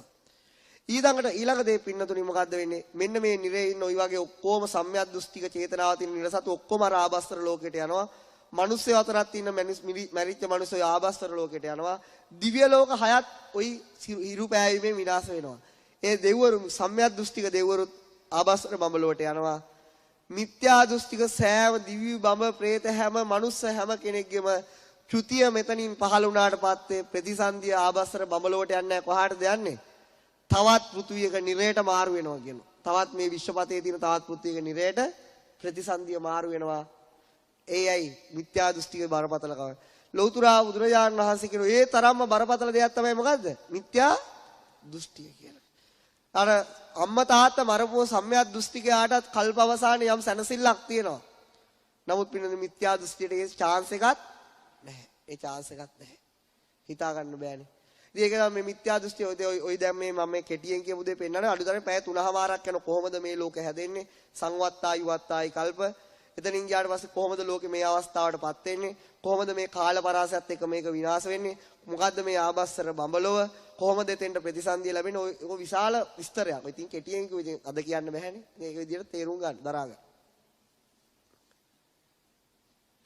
මේව කියනකොට හිතෙන්නේ නැද්ද පිළිවෙල බුදුරජාණන් වහන්සේ අවබෝධයේ සුළුපටු දෙයක්ද? සුළුපටු දෙයක් නෙවෙයි. අපිට හිතා ගන්න බෑ ඉතින් ඇත්තට මේ පරාසය.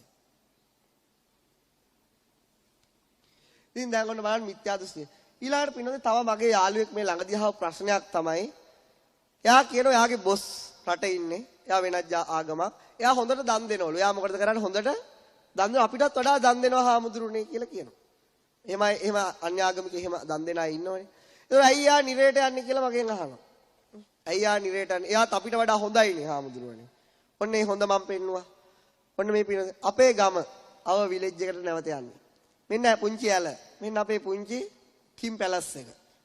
රජ්ජුරුව මම නෙවෙයි. හරිද? ඉස්සරහා තියෙන ගෙදර ප්‍රේමදාසයන් චන්ද්‍රිකා ඇන්ටිලයි යක්කු තුන් දෙනයි. තමිලි වත්තක් තියෙනවා අපේ නෙවෙයි අපේ වගේ තමයි. ඊළාට පින්නතුනි අපේ පාසල තියෙන කිලෝමීටර් 4ක් විතර දුර. කිලෝමීටර් 4යි. කීයක් දුරද? 4ක් දුර. දික් කුඹුර කියලා දිග කුඹුරු තියෙන ප්‍රදේශයක්. මේ අපේ ගම තියෙන මෙහෙම කඳු ගැට දෙකක් මෙහෙම. සමාතල. මේ තමයි ප්‍රධාන පාර. ගාල්ල දික් කුඹුර පාර. හරිද?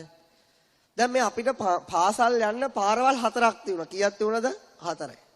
උදේ පාන්දර නැගිටිනකොට යබ්බෙරේ ගහුවා වගේ තමයි ඉන්නේ. අර සුදු ඇඳුමක් දාගත්තා, අර කලිසම් කොටෙත් ඇඳගත්තා. ඉතින් උදේ ඵලයන්කෝ කියලා පොත් බෑග්ගෙත් එල්ලගෙන යනවා. පළවෙනි පාර තමයි මෙතනින් මීටර 800ක් විතර පාරට ආවා. බස් එකේ නැග්ගා ගියා. රුපියල් 2යි ඒ කාලේ ගන්න. පාරේ ගියා. පළවෙනි මෙතන තියෙන කඩේ තමයි තෙපානිස් කඩේ. මොන කඩේද?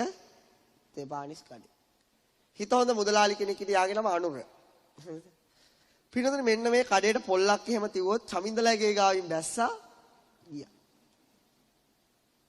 දෙවෙනි පාර චමින්දලගේ ගාවේ ෂෝට් කට් එකක් තියෙන කන්දෙන් අනිත් පැත්තේ බැස්සා. එතනින් ගියා කඩේ ගානට කැපෙන්න.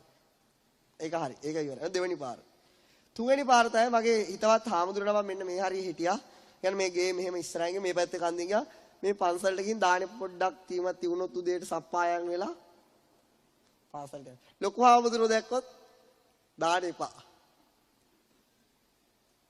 හිමීට යනවා. මේ පොඩි හාමුදුරුවෝ කියනවා අද ලොකු හාමුදුරුවෝ කොහෙ ගිහිල්ලාද ඉන්නවද කියලා මාක් එක දුන්නම වැඩේ හරි.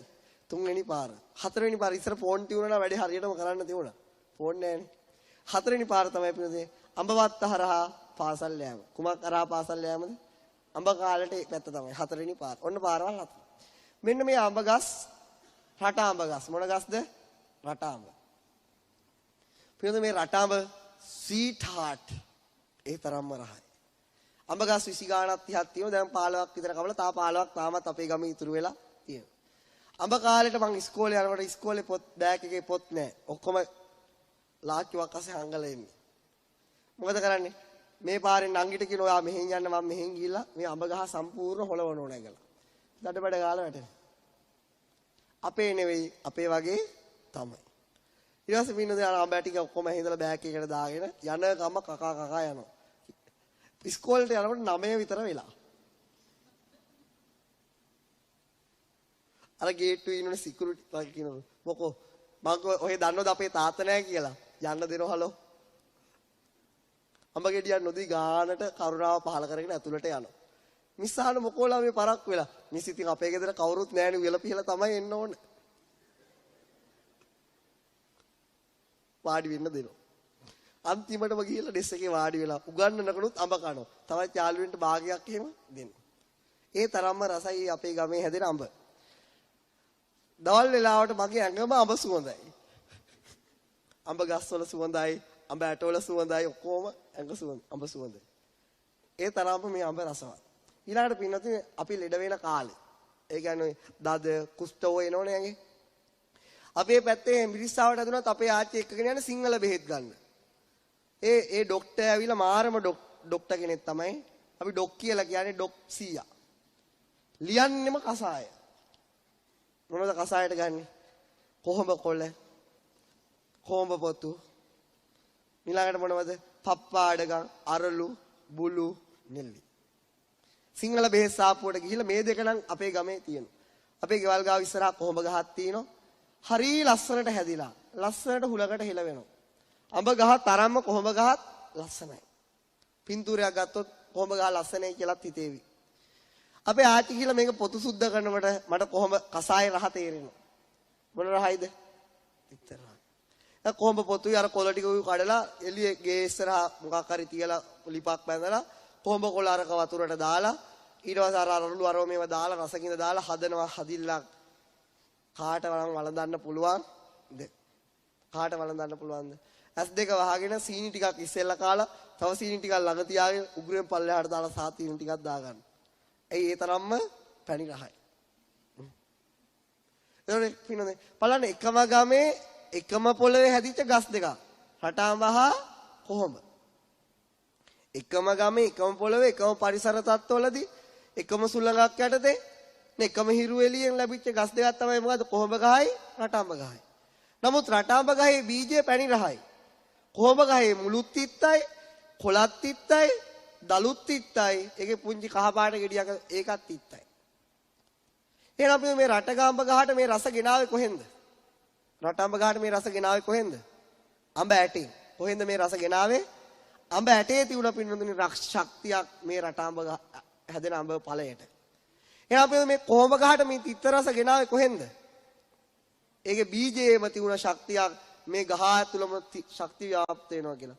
මෙතනින් පැහැදිලි මිත්‍යා දෘෂ්ටිය හා සම්‍යක් දෘෂ්ටිය. මිත්‍යා දෘෂ්ටික චේතනාව තියෙන කෙනාගේ කාය කර්මද තිත්තරහයි කියලා බුදුරජාණන් වහන්සේ කියන්නේ. කයත් තිත්තයි. වචනයත් තිත්තයි. සිතත් තිත්තයි. ඇයි තිත්ත? බීජය තිත්තයි. චේතනාව තිත්ත නිසා. එකම පොළවේ ඉන්නේ, එකම කෑම කන්නේ, එකම ඇඳුම් අඳින්නේ, එක වගේ වාහන පාවිච්චි කරන්නේ. නමුත් බීජය තිත්තයි. අන්න හේතුව.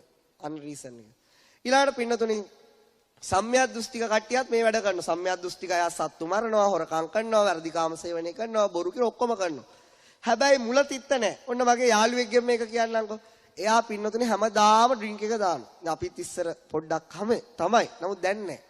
ඉතින් දැන් දාලා කියනවා අපේ හාමුදුරනේ මගේ හාමුදුර අයි ලබන සතිය නම් බොන්නේ නැහැ හොඳේ. චුට්ටයි බොන්නේ.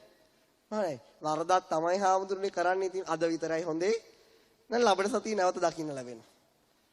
අනේ හාමුදුරනේ මගේ හාමුදුරනේ අයි ඊට පස්සේ නම් බොන්නේ නෑමයි.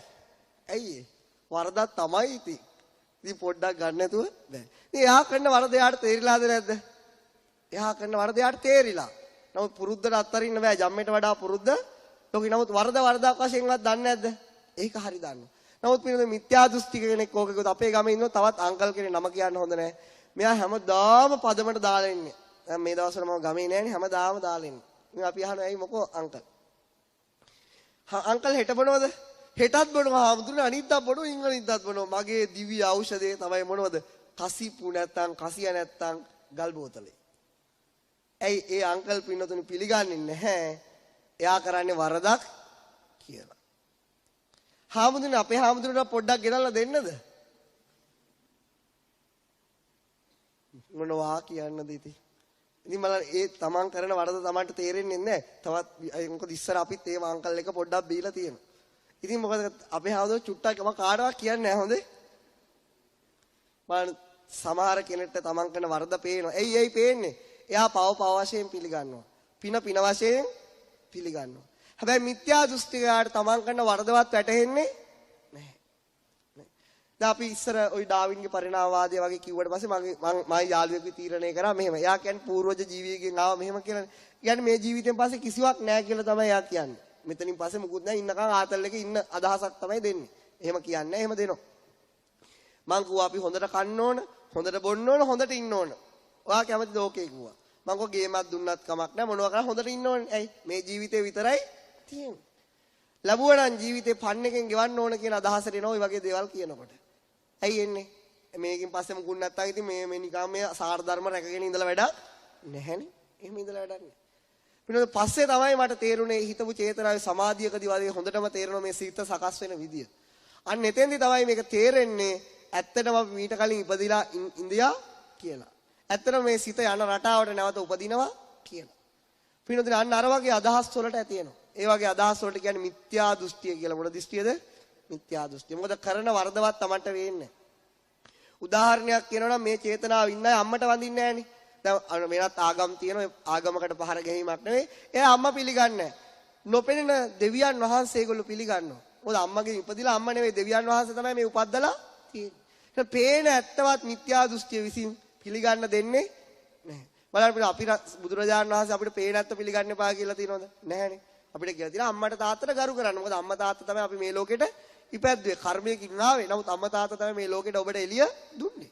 නමුත් අනිත් අය එහෙම කියන්නේ නැහැ. එනවා බලන්න සම්‍යක් දෘෂ්ටියේ වාසනා මිත්‍යා දෘෂ්ටිය. දැන් ඊළඟට තමයි පිළිගන්නේ මිත්‍යා දෘෂ්ටියත් ගේම් එකක් දෙනවා. හොරකම දෙනවා. ඉන්න ආයතනෙට පොඩි ගේම් එකක් දෙනවා. මිත්‍යා දෘෂ්ටිය කියන්නේ. ඉතින් යාට අවුලන්නේ ඒක කාලවිල සම්‍යක් දෘෂ්ටිය කෙනත් ඕකම කරනවා. හොරකම කරනවා.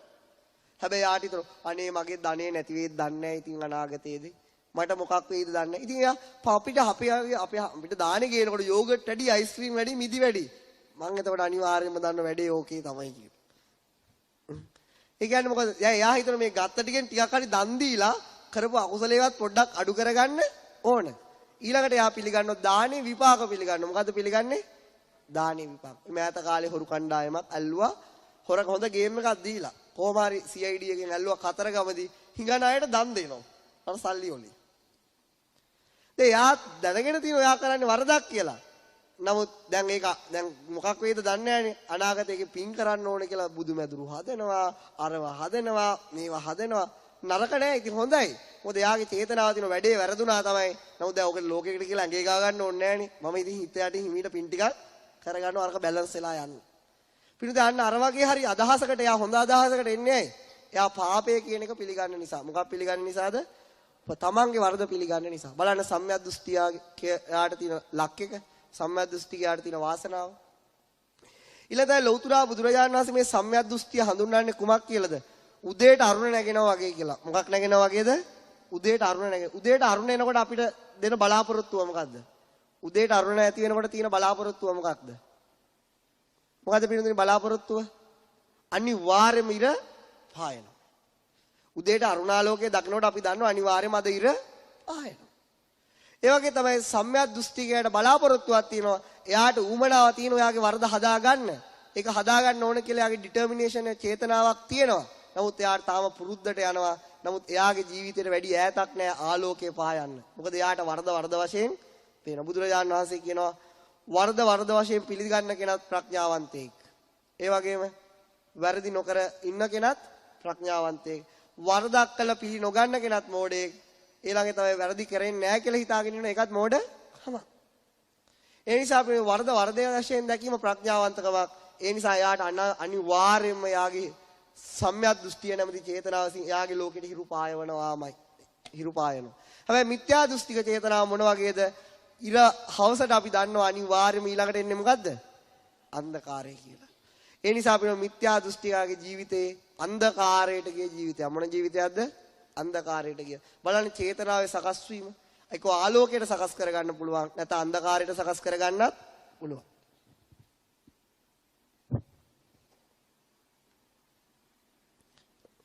ඊළඟට තවත් මේ චේතනාව ගැන කියන ගොඩක් දේවල් තියෙනවා. ලෞතර බුදුරජාණන් වහන්සේ චේතනාව උපමා කරන්නේ ගිනි ගොඩකට. මොන ගොඩකටද? ගිනි ගොඩකට හා කෙසෙල් ගසකට. කෙසෙල් ගසක් කියන්නේ පට්ට ගහනවා. අරටුවක් හොයන්න ඕන මිනිස්සෙක් කෙහෙල් ගහක් පට්ට ගහනවා. අරටුවක් ලැබෙයිද? ලැබෙන්නේ. චේතනාවෙන් ඔන්න ඔය වගේ මෙන්න මේ සකස් වීම.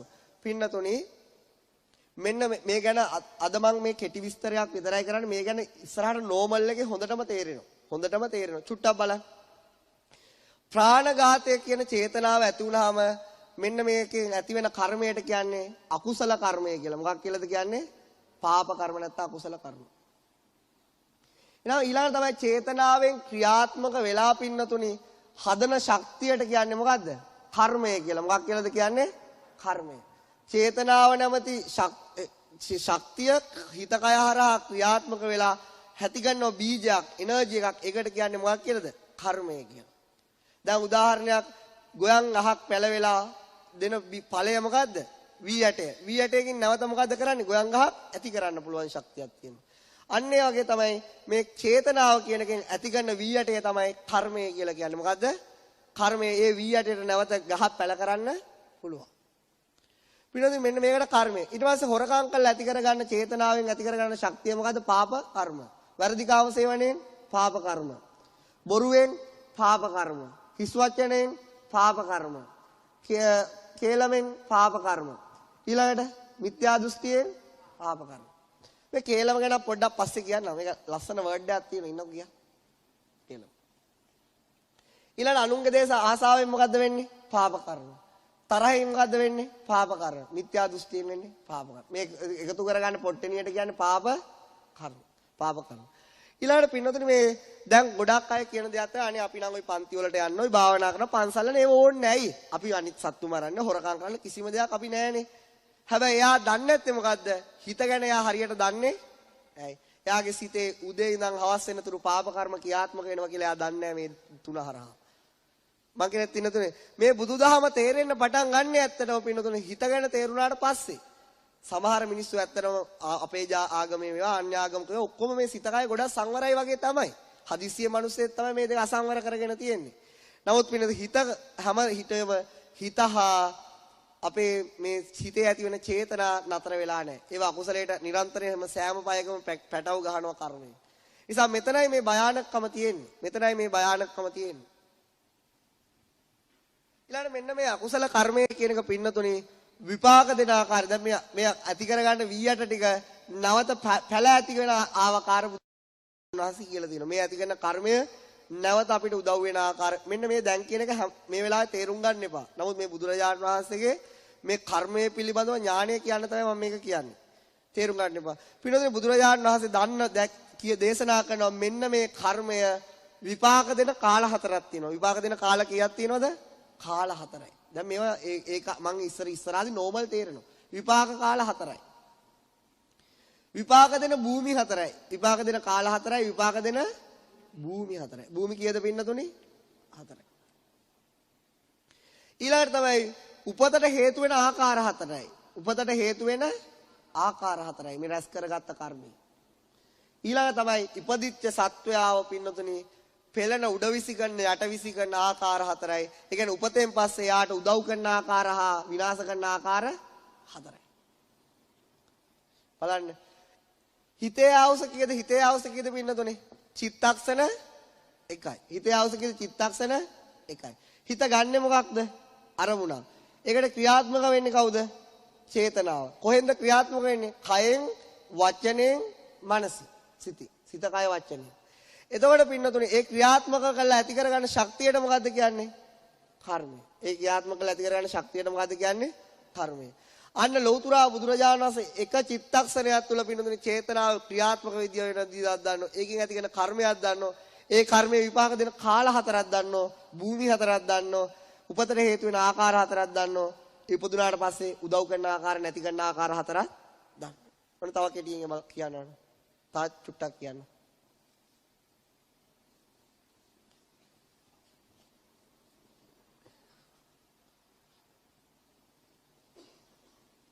ඊළඟට මේ භවයේ උපදින පළවෙනි හිතට මොකද්ද කියන්නේ? මේ භවයේ තියෙන පළවෙනි හිත මොන හිතද? ප්‍රතිසන්දි හිත. මොන හිතද? ප්‍රතිසන්දි හිත. මේ භවයේ පහළ අන්තිම මේ ශරීරයේ පහළ අන්තිම හිත මොකද්ද? මොන හිතද? ශ්‍රුතිසිත. මොන සිතද? ශ්‍රුතිසිත. ශ්‍රුතිසිත. ඊළඟට පින්නතුනි මෙන්න මේ භවයේ යන අපි ජීවත් වෙනවා කියන්නේ මොකක්ද? සිත් පහළ වීමක්. මෙන්න සිතට අරමුණක් අරගෙන චේතනාවක් ක්‍රියාත්මක වෙනවා. මොකද්ද වෙන්නේ? චේතනාව ක්‍රියාත්මක වෙලා පින්නතුනි කර්මයක් සකස් කරගත්ත කියමු කුසලව අකුසල. මෙන්න මේ කර්මය පින්නතුනි මේ චුතිය පහළ වෙන්න කලින් විපාකේ ගෙනත් දෙනවා. මොකද්ද? මැරෙන්න කලින් විපාකේ එනවා. මොකද්ද වෙන්නේ පින්නතුනි? මැරෙන්න කලින් විපාකේ ගෙනවා. මේ කර්මයේ විපාකේ ඇති වෙනවා. අන්න ඒකට කියන්නේ ditta ධම්ම වේදනීය කියලා. අන්න පළවෙනි කාලය මොකද්ද? ditta ධම්ම වේදනීය. පළවෙනි කාලය මොකද්ද? ditta ධම්ම වේදනීය. ඊට පස්සේ මේ කාලේ පව් හෝ පින් කරන හැබැයි විපාක වාර එන්නේ නැහැ. ඊළඟට පාරේ විපාක දෙන්නේ චුතියෙන් පස්සේ ඊළඟ ප්‍රතිසන්දියත් එක්ක විපාකේ කියනවා. ඒකට කියන්නේ මොකද්ද? උප්පජ්ජ වේදනීය. මොන වේදනීයද? ඔන්න දෙවෙනි කාලේ තමයි දෙවෙනි භවයේ උප්පජ්ජ වේදනීයයි කියනවා. තුන්වෙනි එක තමයි පින්නතුනි මොකද්ද? තුන්වෙනි කාලේ තමයි ඊළඟ භවයේත් විපාකේ එන්නේ නැහැ. හැබැයි නිවන් දකින අතුරුම පස්සෙන් එනවා. ඒකට කියන්නේ මොකද්ද? අපරාපරිය වේදනීය. ඔන්න තුන්වෙනි කාලය නිවන් දකින ආජාති දක්වා. අපරාපරිය වේදනීය. ඊළඟ එක තමයි පින්නතුනි දැන් මුගල අපි දන්නවා අඟුලිමාල ස්වාමීන් වහන්සේ ඊ කාල මිනිස්සු දහස් ගාණක් මැරුවා. එතකොට මේ මර බලගත්ු පාප කර්ම වලට කොහෙද උරුමකම් කියලා තුනේ නිරය. නමුත් අඟුලිමාල ස්වාමීන් වහන්සේ ආර්ය අෂ්ටාංගික මාර්ගය දියුණු කළා නිරයට ගමන නතර කරගත්තා. එතකොට පින්නතුනි එහෙනම් ඊළඟ කාලය තමයි අහෝසි කර්ම. මොන කර්මද? අහෝසි කර්ම. හතරවෙනි කාලය තමයි අහෝසි වෙලා යන විපාකේ වාරයට එන්නේ දෙන්නේ නැහැ. විපාක වාරේ නැති කරන්නේ මොකකින්ද? ආර්ය අෂ්ටාංගික මාර්ගයෙන්. ඒකට කියන්නේ කර්මක්ෂය කරන මාර්ගය කියලා. අනේ ආකාරය. ඔන්න කාල හතර විපාක කාල. දැන් මේවා තේරුම් ගන්න එපා. ඉස්සරහට නෝමල් එකේ කොළවලින්ම තේරෙනවා. ඊළඟ තමයි විපාක දෙන භූමි හතර. මොන හතරද? ওই පොතේ පිනතුනි අද දීපු පොතේ අන්තිම පිටුවේ කලින් පිටුව ඇති. කලින් පැත්ත. ඒක ඇති මෙන්න මෙහෙම කතාවක්. මොන කතාවක්ද? තියෙනවා පළවෙනියට තියෙන පිනොත් සතර අපාය තියෙනවා. මොන අපායද? අන්න විපාක දෙන පළවෙනි භූමිය තමයි සතර අපා භූමිය. මොන භූමියද? සතර අපා භූමිය. පළවෙනි භූමිය. ඊළඟ භූමිය තමයි මනුස්ස ලෝකයේ දිව්‍ය ලෝක 6ටයි කියන්නේ සුගති භූමිය. මොකද්ද කියන්නේ? සුගත භූමිය. يعني මනුස්ස ලෝක 6යි එකයි දිව්‍ය ලෝක 6යි සුගති භූමිය. ඊළඟට බ්‍රහ්ම ලෝක 16ක් තියෙනවා. ඔය කියන්නේ දැන් පිනොතනේ හිතෙන් ඊළඟට වරණ සමාධිය වඩන. මොකද්ද වඩන්නේ? සමාධියට කර්ම සකස් කරාම උපදින්නේ බඹලොව. අන්න ඒකට කියන්නේ රූපාවචර බ්‍රහ්ම ලෝකය. තුන්වෙනි භූමිය. ඊළඟට පින්නතුනි පමණක් අධිබලතිය ඊශ්වරු වගේ අය සමහර සාමින්වහන්සේලා කසීන මණ්ඩල තියාගෙන අනන්ත ආකාශ වගේ භාවනා කරනවා. ඒවෙන් රූපයෙන් ඈතර වෙන්නයි ඒ භාවනා කරන්නේ. ඒකට කියන්නේ අරූප භූමි. මොන භූමිද? අන්න බලන්න විපාක දෙන භූමි හතරයි. විපාක දෙන භූමි හතරයි. ඊළඟ එක තමයි පින්නතුනි මොකද්ද? උපතට හේතු වෙන ආකාර හතරයි. රැස් කරගත්ත කර්මය සමහර ජනක මේව පස්සේ කියා දෙන්න. ජනක කර්මය කියලා එකක් තියෙනවා. ඊළඟට තියෙනවා මොකද්ද? ආසන්න කර්මය.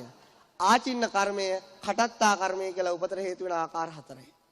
මේවා දැන් නාවලයට තේරෙනවා. ඉතින් මේ පින්නතුණත් ඒ කාලෙදි තේරෙයි ඒක හිතන්න යන්න එපා.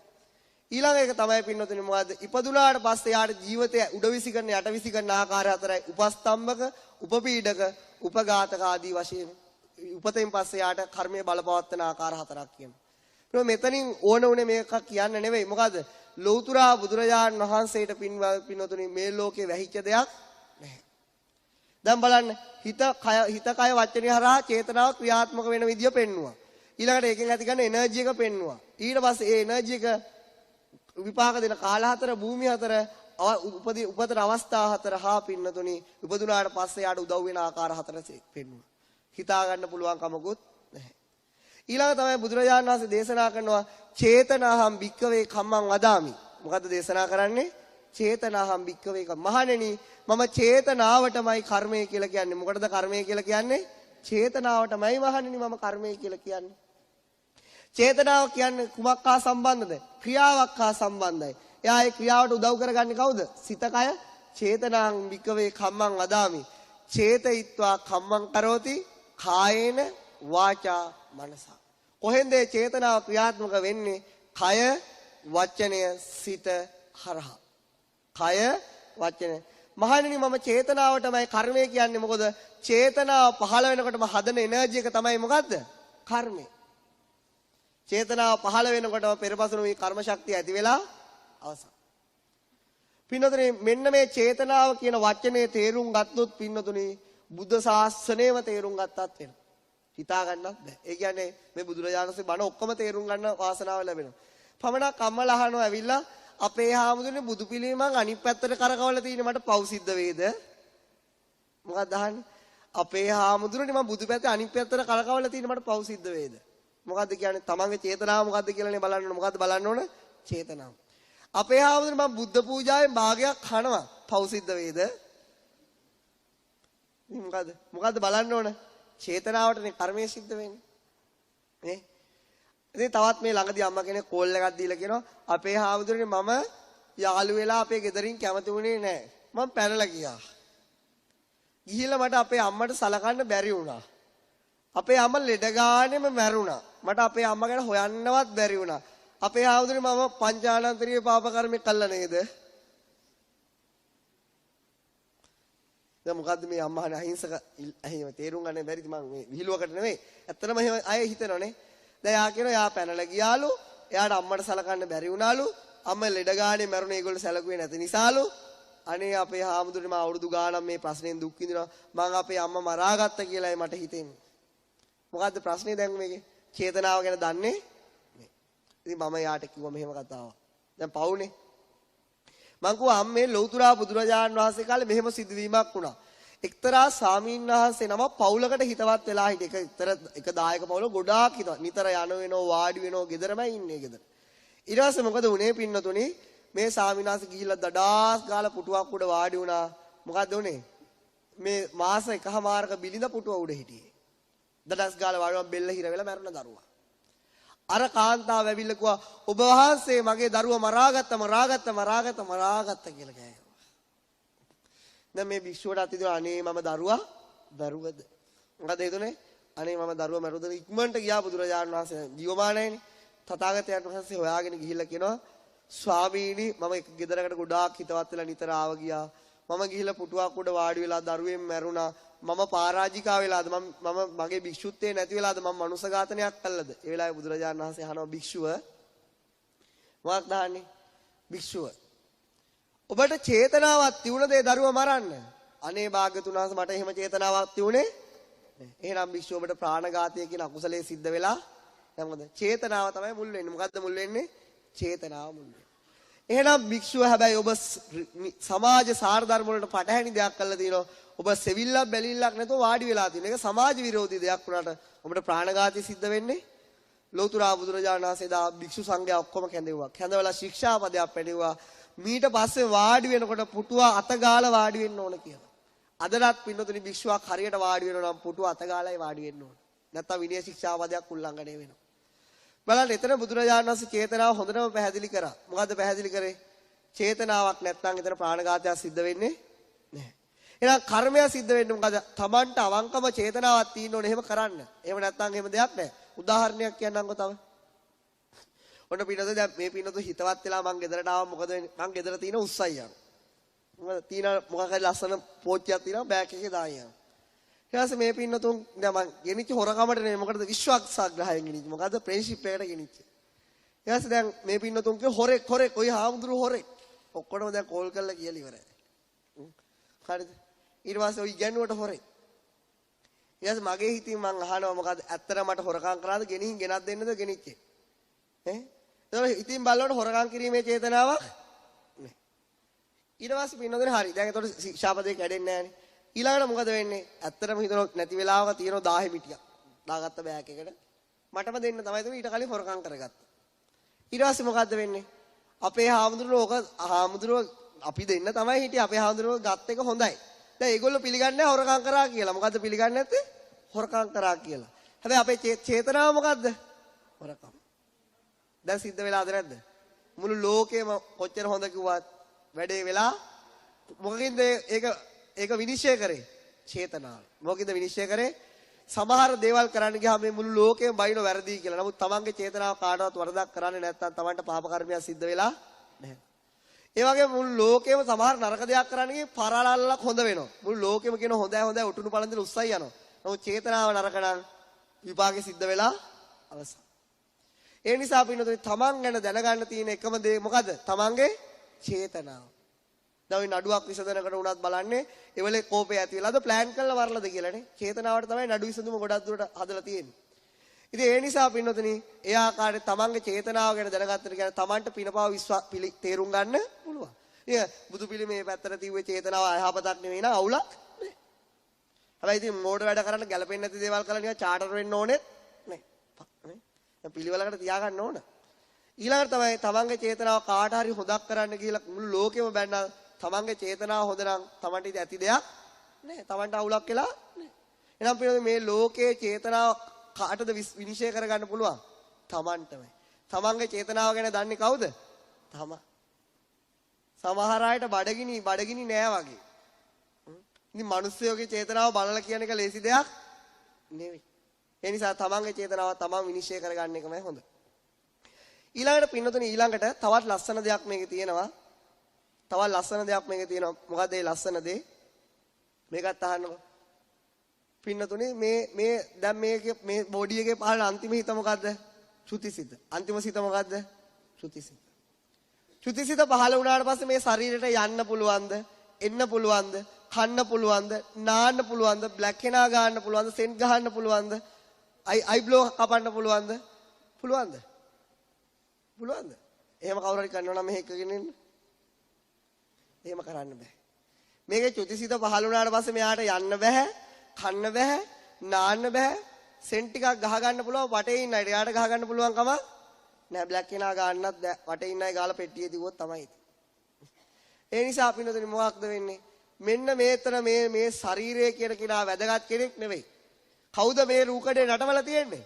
හිතයි චේතනාවයි. කවුද මේක නටවන්නේ? හිතයි. අර පැත්තට යන්න හිතනකොට මේ පැත්තට යනවා. මේ පැත්තට යන්න හිතනකොට මේ පැත්තට යනවා. ඉස්සරහට යන්න හිතනකොට ඉස්සරහට යනවා. කවුද මේ නටවන්නේ? හිත හරියට, කය හරියට රූකඩයක් වගේ. මොකක් වගේද? ඔන්න අම්බලංගොඩ රූකඩ බලපු හැටි. බලංගොඩ රූකඩ නෙවෙයි, නුගේගොඩ රූකඩ නෙවෙයි. කොහෙද? අම්බලංගොඩ රූකඩ. නුගේගොඩත් තියෙන රූකඩ තමයි. ඔන්න බලන්න. නුගේගොඩත් රූකඩ ඉන්නවා කියලා ඔප්පු ගන්න හැටි. අපි පුංචි කාලේ පින්නද අපේ ගමේ පන්සලට එනවා රූකඩ. අම්බලංගොඩ රූකඩ. ඒක පින්නද භාගේ 5යි පුල් 10යි. භාගේ ටිකට් එක රුපියල් 5යි, පුල් ටිකට් එක රුපියල් 10යි. ඒක පෙන්වන්නේ දිත්තල කාලගෝල. මොනවද පෙන්වන්නේ? දිත්තල, මගේ දිත්තල, කාලගෝල. ඊළඟට සිරිසංගම ඕවා 7ක් විතර තියෙනවා. පළවෙනි ඉතින් අපි ඉස්සර රූප වාහිනිය ඕවා මුකුත් නැහැනේ. අපි ඉතින් ඕවා තමයි ඉතින් යන්නේ. යනවා ඉතින් කොහොම හරි යනකොට රුපියල් 5ක් ටිකට් එක දුන්නා. පුංචි කොල කෑල්ලක් දෙනවා. ගිහිල්ලා වාඩි වෙලා ඉන්නවා. මෙන්න මේ වගේ ඉස්සරහ විශාල මෙතන තිරයක් තියෙනවා. ওই තිරේ හිමීට අරනකොට නැටික්කියා නටනවා ඉවරයක් නෑ. එහාට යනවා අපේ ඉස්කෝලේ නැටුම් මිස්ට වඩා හොඳට නටනවා. හරිද? දැන් මෙන්න මෙහෙම තියෙන මෙහෙම දාලා කොණ්ඩේ දාලා මෙහෙම එකක් ඇඳලා මෙන්න මෙහෙම අත් මෙහාට තියෙන පොඩ්ඩක් මෙහාට වගේ. මෙහෙම දාලා අත් මෙහෙම දාලා ඊට පස්සේ මෙහෙම ලස්සන ගවුමක් ඇඳලා නටනවා ඉවරයක් නෑ. දැන් ඊට පස්සේ නටුවට පස්සේ තමයි නාට්‍යය නිසා ආයිබෝවක් කියනවා, නමස්කාර කරනවා, දෙකට නැවෙනවා, තුනට නැවෙනවා, ඔක්කොම කරනවා. මට හරිම ආසයි ඔක බලන්න. කොහොමද මෙයා නටන්නේ කියලා. 6 වසරේදී 5 වසර 6 වසරේ තමයි ඔක අපේ ගම් වලට එන්නේ. ඊට පස්සේ මොකද කරන්නේ? දැන් ඊළඟ දවසෙත් එන්න එපයි ඔක බලන්න. ඊළඟ දවසේ එනකොට සල්ලි නැහැ. රුපියල් 5ක් ගෙදර හොයාගන්න නැහැ. ඊට පස්සේ මම වේලස්සනින් එනවා තව යාළුවෙක්ගෙත් එක්ක ඇවිල්ලා අරුන්ගේ බඩුව එහාට මෙහාට අදින්න පුල් සපෝට් එකක් දුන්නා. එහෙනම් මල්ලි බලන්න. ඉතින් හරි. දැන් දෙවෙනි දවසේ බලනවා. දැන් පළවෙනි දවසේ දිත්තලා ඊළඟට සිරිසංගමෝ. දැන් එනවා අර නැටිච්ච ආයිත් අර විදිහටම එනවා. හරි නටලා ඊට පස්සේ මේවා කියලා ආවටලා ආයිබෝවන් කියලා ඔක්කොම කරලා හරි. ඊට පස්සේ මේ 3-4 දවස් වලට වේලස්සනින් ඇවිල්ලා අර ඔක්කොම එන රූකඩ නටන යාළු වෙලා මට ඊට පස්සේ යන්න ලැබෙනවා රූකඩේ අර මේව කරන පැත්තට. බලනකොට මොකක්ද දන්නවද? මෙතනින් කොහොමත් මෙහෙම තිර රෙද්දක් තියෙනවා. දෙයියනේ මෙතනින් හීන් නූල් ටිකක් දාලා. මොනවද දාලා තින්නේ? හීන් නූල් දාලා. පියා නූලෙන් අර මිනිස්සු එහාට දානවා මෙහාට දානවා අරයට දානවා මෙයා බල්ටි ගහනවා ඔක්කොම කරනවා. ඉන්න මිනිස්සු බලන් ඉන්න මිනිස්සු බකන් නිලාගෙන ඉන්නවා. ඊට පස්සේ මොකද වෙන්නේ? එහෙනම් මම ගෙදර ගිහිල්ලා මමත් කාඩ්බෝඩ් වල අපේ නංගිත් එක්ක රවුම් කපලා මේව කරලා නූල් දාලා ඊට පස්සේ මේ වගේ මේ සූට නැගලා අරයට දානවා මෙහෙට දානවා රූකඩේ නටන්නේ. රූකඩේ නටන්නේ. පින්නතුනි අපිත් රූකඩ වගේ. ඔන්න අපි මොකද්ද? හිතට හිතෙනවා බත් කන්න කියලා. හිතා ගන්න අරමුණ මොකද්ද? කන්න. චේතනාවේ මොකද කරන්නේ? මෙතන තවත් පින්නතුනි විද්‍යාත්මක දෙයක් තියෙනවා. මේ වායු මේ තාම මේ පින්නතුනේ කරුණු මදි කියා දෙන්න. මෙතන වායෝ ධාතුවක් හදන හැටි. ඒක පස්සේ ඉස්සරහට දැනගන්න ලැබෙනවා. අන්නේ වායෝ ධාතුව හිතයි චේතනාවයි දුන්නට පස්සේ අත එහෙ යනවා, මෙහෙ යනවා, එහෙ යනවා, මෙහෙ යනවා. ඇත්තටම කවුද එතකොට මේ රූකඩේ නටන නූල මොකද්ද? චේතනාව. මොකද්ද මේ රූකඩේ නටන නූල? චේතනාව. කවුද මේ නටවන තැනත්තා? හිත. හිත අරමුණ ගත්තම චේතනාව නූල එහාට මෙහාට එනවා. පින්නතුනේ එහෙනම් අපිත් අම්බලන්ගොඩ නැත්තම් නුගේගොඩ රූකඩ තමයි. රූකඩ තමයි. මේක තමයි අපි දන්නේ නැත්තේ. අපි හිතන්නේ මගේ ශරීරය, අපේ ශරීරය, ඔබේ ශරීරය අම්මෝ කියලා මේකට තියෙන දෙයක්. බලයි යනකොට මේක රූකඩයක් කියලා අපිට හිතුන්නේ නැහැ. රූකඩේ නටවන නූල මොකද්ද? චේතනාව පින්නද මොකද්ද නූල? චේතනාව. බලන්න ඇත්තටම අපි මේ රූකඩ යන්නේ නටවන්නේ. ඇත්තම හිතුවත් කතාව ඕක නේද? අන්තිමට රූකඩේ අත්තරලා වෙනත් රූකඩයක් හොයාගෙන යනවා. අනේ කාලේ වනේ වාසේ. බලන්න කොච්චර ඇත්තක්ද කියලා.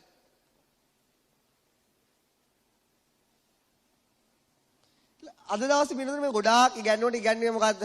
චේතනාව විතරයි. මොකද්ද ඉගැන්නුවේ? චේතනාව. හිත ගන්න අරමුණට ක්‍රියාත්මක වෙන ස්වභාවය අර කිව්වම. හිත ගන්න අරමුණට ක්‍රියාත්මක වෙන ස්වභාවය මොකද්ද? චේතනාව. හිත ගන්න අරමුණට ක්‍රියාත්මක ස්වභාවයද? ක්‍රියාත්මක වෙන බලන්න. ක්‍රියා සිදු කිරීමේ උත්සාහය චේතනා නම් වේ. චේතනා කියලා කියන්නේ මොකද්ද? ක්‍රියාවක් සිදු කිරීමේ උත්සාහය. ඊළඟ පිළිවෙල රේණුකාණේ හාමුදුරුවෝ මෙන්න මෙහෙම කරුණක් මේ පොතේ ලියලා තිනවා. චේතනාව පිළිබඳව ඒකත් පොඩ්ඩක් කියන්න ඕන. මොකද්ද ලියලා තියෙන්නේ? බලමු. චේතනා චෛතසිකයේ සැටි අන්‍යයන්ට අවබෝධ වෙන ලෙස ලිවීම දුෂ්කරය. මොකද්ද කියන්නේ? ඒ ගෞරවනීය සාමින් වහන්සේ කියනවා ලියලා තියෙනවා චේතනා චෛතසිකයේ සැටි අන්‍යයන්ට අවබෝධ වෙන ලෙස ලිවීම දුෂ්කරය. ඒ අපගේ දුබලකමක්ද භාෂාවේ දුබලකමක්ද ධර්මයේ ගැඹුරුකමක්ද යයි නොදනිමු. ඒ ස්වාමීන් වහන්සේ කියන ඒ ආමුදුරන්ගේ ලිවීමේ දුර්වලකමක්ද එහෙම නැත්නම් භාෂාවේ තියෙන අඩුපාඩුවක්ද නැත්නම් මේ ධර්මයේ තියෙන ගැඹුරක්ද නිසා මේ චේතනාව ගැන හරියට ලියන්න බෑ. මේ විස්තර කරන්නේ අපිට දැනෙන සැටියට. සිතනම් අරමුණු දැනීමය. සිත කියලා කියන්නේ මොකද? අරමුණ දැනීමය. ඒකට තවත් කිසිම ක්‍රියාවක් සිදු කිරීමේ ශක්තියක් නැත. පහ වූ සිත ඇති කය දර කඩක්සේ නොසිලී තිබූ තැනම තිබෙන දෙයකි. එබැවින් කයටද ක්‍රියා සිදු කිරීමේ ඕන. දැන් කයටත් යන්න එන්න කන්න බොන්න උමනාවක් තියෙනවා. මරුණට පස්සේ යන්න එපා. එහෙම උමනාවක් නැහැ. එබැවින් කයටද ක්‍රියා සිදු කිරීමේ ශක්තියක් ඕනෑකමක් නැති බව කිය යුතුද?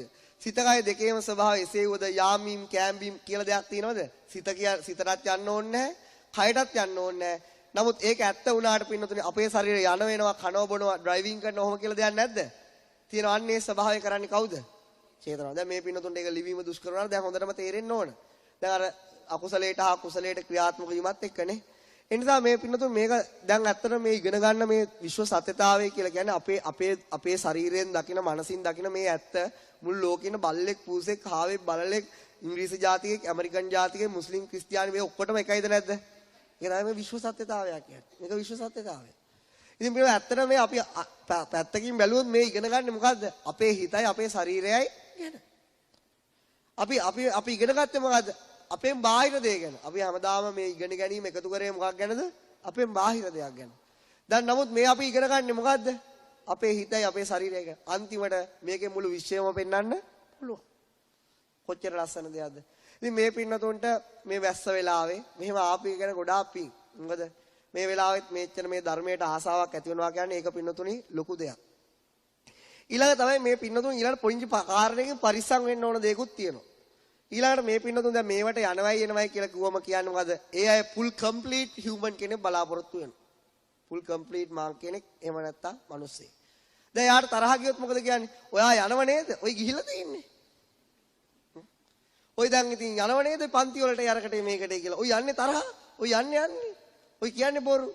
අනිවාර්යෙන්. ඒ නිසා මේ පින්නතුන් පරිස්සම් වෙන්න ඕන. ඇයි පරිස්සම් වෙන්නේ? දැන් මේවට යනවයි කොහොමද? බාහිර ලෝකේ අංග සම්පූර්ණ මිනිස්සෙක් බලාපොරොත්තු වෙනවා. නමුත් එහෙම වෙන්නේ කොහොමද? චේතනාව මේ විදිහට ක්‍රියාත්මක වෙනකොට. ඒ නිසා පින්නතුනි ගේම් එකක් දෙන්නේ නැතුවම ඉන්නවා නම් හොඳයි. දුන්නොත් කාටවත් පේන්න දෙන්න එපා.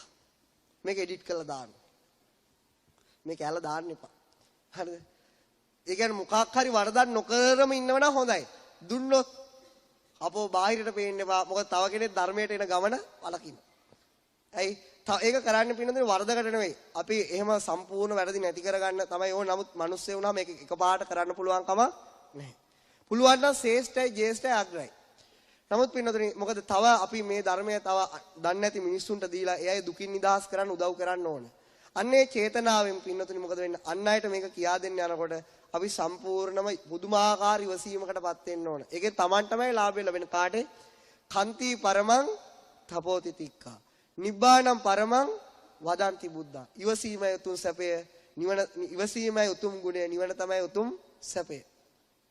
ඒ නිසා පින්නතුනි ඊළඟට මේ පින්නතුනි චේතනා පහළ වෙන්න ඕන. යහපත් චේතනා මොකද? මෙන්න මේ ධර්මයේ එක මනුස්සයෙක්ට හරි කියලා දෙනවා. මොකද්ද කියන්නේ පින්නතුනි? එක මනුස්සයෙක්ට හරි කියලා දෙනවා.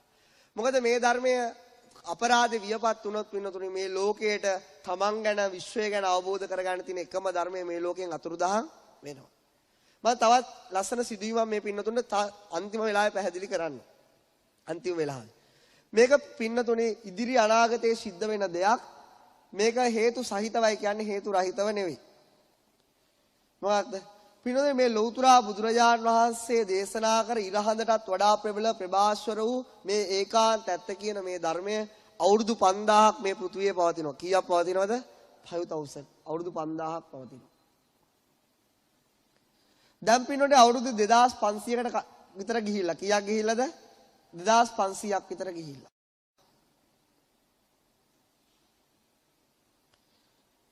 මෙන්න මේ පින්නොනේ ලෞතුරා බුදුරජාන් වහන්සේ මේ ශාසනය ආරම්භ කරේ. මේ ශාසනය ආරම්භ කළා මේකේ හොඳම යුගයේ බවට ගුණධර්ම දියුණු උත්පරිම යුගයේ බවට පත් වුණේ පින්නොනේ මොකක්ද? මොන යුගයේද? අවුරුදු 800ක් කාලේ. මොන කාලේද? 800ක් කාලේ පින්නතුනි රහතන් වහන්සේලා ගුණවතුන් පිරීගිය යුගයක් බවට පත් වුණා. මොන යුගයක් බවට පත් වුණේ? බුදුරජාණන් වහන්සේ කරකවපු මේ ධම් චක්‍රයේ වැඩිම ප්‍රයෝජනෙ ගත්තේ 800ක් අතර යුගයේදී.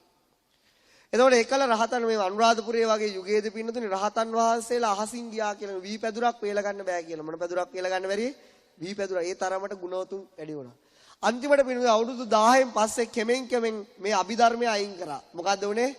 අභිධර්මයෙන් අයින් වුණා. මේ කාලේ වින්නතුනේ අභිධර්මයේ සම්පූර්ණ එන්න භාවිතා කරපු යුගයක්.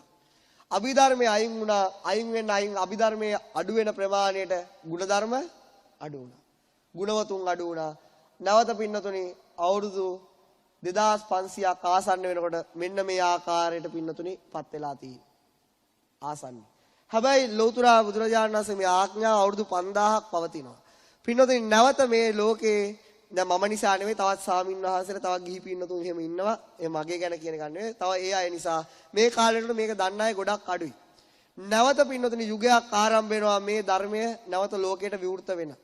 මේ ආරම්භ වීමත් එක්ක පින්නතුනි නැවත ගුණවතුන් විශ්ව සත්‍යතා තේරුම් ගන්න මිනිස්සු බිහි වෙලා අන්නේ එනර්ජි එකෙන් පින්නතුනි අවුරුදු 5000ක් මේ ශාසනය ඇදිලා යනවා. කීයක් ඇදිලා යනවද? 5000. නැවත මෙන්න මේ යුගයෙන් පස්සේ මේක සිද්ධ වෙන්නේ පින්නතුනි අවුරුදු 3000ක් විතර ආසන්න කාලයකදී මෙන්න මේ කාලෙදී නැවත මේ ධර්මයේ පරිශීලනයෙන් අයින් වෙනවා. අයින් වුණාම අවුරුදු 3000ක් විතර යනකොට අභිධර්මයේ කියන වචනය පවා ලෝකයෙන් අයින් වෙලා යනවා. ඒ අඩුවීමත් එක්ක සූත්‍ර ධර්මවල පිරිහීම පටන් ගන්නවා. අන්තිමට පින්නු සතර පද ධම්මාපද ගාථාවක්වත් ලෝකයෙන් අවුරුදු 4000ක් විතර යනකොට ධම්මපද ගාථාව විතරයි ඉතුරු වෙන්නේ. අනිත් ওই ගැඹුරු සූත්‍ර ඔක්කොම ඉවරයි. සලායතන විභංග, සත්‍ය විභංග වගේ සූත්‍ර පරිශීලනය වෙන්නේ ඇහෙන්නේවත් නැහැ. ඊළඟට පින්නතුනි මොකද්ද වෙන්නේ? විනය පිටකේ ඉතුරු වෙනවා. අන්තිම අවුරුදු 5000 දී පින්නතුනි විනය පිටකයත් අවසන් වීමෙන් ගෞතම බුද්ධ ශාසනය අවසන් වෙනවා. බුදුරජාණන් වහන්සේ පිටපු ගෞතම බුද්ධ ශාසනයේ ඵලධර්ම යුගය ඉවරයි. එතකොට පින්නතුනි නැවත මෙවැනි යුගයක් කිසි දිනක උදා වෙන්නේ නැහැ. එහෙම වෙන්නේ නැහැ. නමුත් නැවත මේ යුගය එනවා 2050 පැන්නට පස්සේ පින්නතුනි 2150 ඉඳලා 2200 වගේ වෙනකම් පින්නතුනි මෙන්න මේ නැවත මේ ස්වර්ණමය යුගය අයිති වෙනවා. ස්වර්ණමය යුගය. මේ කල තියෙන එකලින් පස්සේ ಗುಣධර්ම නැවතයි වැඩි වෙන්නේ.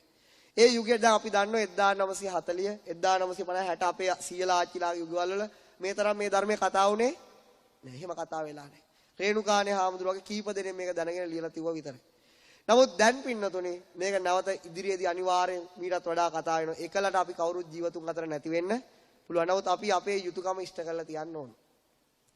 ඔය රේණුකාණි ස්වාමීන් වහන්සේ වගේ තවත් ඒ ශ්‍රේෂ්ඨ ස්වාමීන් වහන්සේලා ඔය පොත්පත්වල සටහන් නොකරා තිබුණා නම් අපිට සිහිනෙන්වත් චේතනාවේ හැටි මෙහෙමයි කියලා තේරුම් ගන්න පුළුවන් කම සිහිනෙන්වත් නැහැ. එහෙනම් පින්නතේ ඒ අයගේ යුතුයකම ඒ අය ඉෂ්ට කරලා තියෙනවා. අපේ යුතුයකම අපිට පුළුවන් එකක් එක්කෙනෙක්ට කියා දෙන්න, එක්කෙනෙක්ට උදව් කරන්න එහෙම වෙන්න පුළුවන්. ඒක ප්‍රශ්නයක් නැහැ. නමුත් අපේ යුතුයකම අපි ඉෂ්ට කරොත් පින්නතුනි අනාගතේ මේ යුගයේ ඇති වෙනවා තමයි. ඒක හේතු සහිතව දෙයක්. ඒ හේතු නැති වුණොත් ඵලය නැති වෙනවා. ඒකට පින්නතුන්ට දායක වෙන්න පුළුවන් කැමති කෙනෙක් කැමති ආකාරයට තමන්ම හිතලා ඒක කරගන්න. ඒක වෙනම දෙයක්. ඉතින් අවසාන වශයෙන් මේ පින්නතුන්ට මේ පොත්පත් ලැබෙනවා, DVD පට ලැබෙනවා. ওই පොත්පත් මුද්‍රණය කරලා දෙන්නෙත් පන්තියට එන අය. ඉතින් එයාගේ වගකීමක් කියලා හිතලා ඒගොල්ලොන්ට හිතට දැනුණු සාන්ති නිසා එහෙම කරනවා. කාට හරි පින්නතුන් මේ පොත්පත් මුද්‍රණය කරලා දෙන්න ඕන නම් පොඩක් මට කියන්න නැත්නම් මේ මුදිතක්කට හරි කියන්න. මොකද ඒක පොත්පත් සෑහෙන ප්‍රමාණයක් ඉල්ලනවා. ඉල්ලන ප්‍රමාණයට දෙන්න පුළුවන් කමක් නැහැ. දැන් එක සතියකට එක මාසෙට පොත් 15000ක් විතර තුනෙන්ම ගහනවා කොහොමද ඉවරයි. බොහොම අමාරුවෙන් තමයි තියාගෙන අර ඊළඟ පන්තියකට ගෙනිහින් දෙන්නේ. ඒක අතකින් මට හරි සතුටකුත් දැනෙනවා. ඉස්සෙල්ලා මේ නිහතමානී සතුට මගේ රචනයේ අපේ සිංහල මිස් සර් බලන්නේ නැහනේ. දැන් මේ ළඟදී සිංහල සර් කෙනෙක් මිස් කෙනෙක් කතා කළා හාමුදුරනේ මේ තද්දිත වැරදි කෘදන්ත වැරදි. මං කො මිස් ඒව නම් මම දන්නේ නැහැ. තද්දිත කෘදන්තරේ මම සිංහලත් හරියට බෑ දෙමළත් හරියට බෑ ඉංග්‍රීසිත් හරියට බෑ. අනේ මිස් සමා වෙන්න තියෙනවා නම් හදලා දෙන්න ඊළඟ එකෙන් හදන්න. ඕක ලියලා තියෙන පිනොදනේ කාරණේ තේරුම් ගන්න විතරයි. මොකක්ද තේරුම් ගන්න විතරයිද? මේ කියන කාරණේ තේරුම් ගියොත් ඒ ඇති. ඊට වඩා දෙයක් මම දන්නේ නැහැ. ඒ ඉතින් එහෙම භාෂාමය දුර්වලකම් තියෙනවා. ඒ උපේක්ෂාවෙන් බලන්න. ඉතින් තේරෙන භාෂාවකින් තමයි ලියලා තියෙන්නේ. ඉතින් මොනවා කරන්නද නේ? ඒ ගැන උපේක්ෂාවෙන් බලන්න. මේ Tamanට එහෙම කරන්න පුළුවන්. DVD පට ගෙනල්ලා දෙන්න පුළුවන් නම් තව කාට හරි පිනොදනේ ගහලා දෙන්න එහෙම කරන්න. තව කාට හරි ගහලා දෙන්න පුළුවන් නම් නිකන් දෙන්න එපා. අර වගේ කොලයක් තියෙනවනේ ඒ වගේ ලස්සනට දාලා පිළිවෙලකට දැන් ওই පොතක් උනක් පිනොදනේ ෆොටෝකොපි වගේ ගේන්න පුළුවන් නේ. නමුත් එහෙම කරන දෙයක් එහෙම කරන්න හොඳ කරන දේක් පිළිවෙලකට පිරිසුදුව කරන්න ඕන. ඉතින් ඒ නිසා පින්නතුනේ ඒ නිසා එහෙම දුන්නම තමයි තව කෙනෙක්ට ඕක කියවන්න ආසාවක් හිතෙන පුංචි ළමයෙක්ට හරි. ඉතින් එහෙම කරන්න පුළුවන් අය එහෙම කරන්න හිතා ගන්න. ඉතින් අද දවසේ පින්නතුනේ චේතනාව ගැන ඉගැන්වීමෙන් චේතනාව අවබෝධ කරගෙන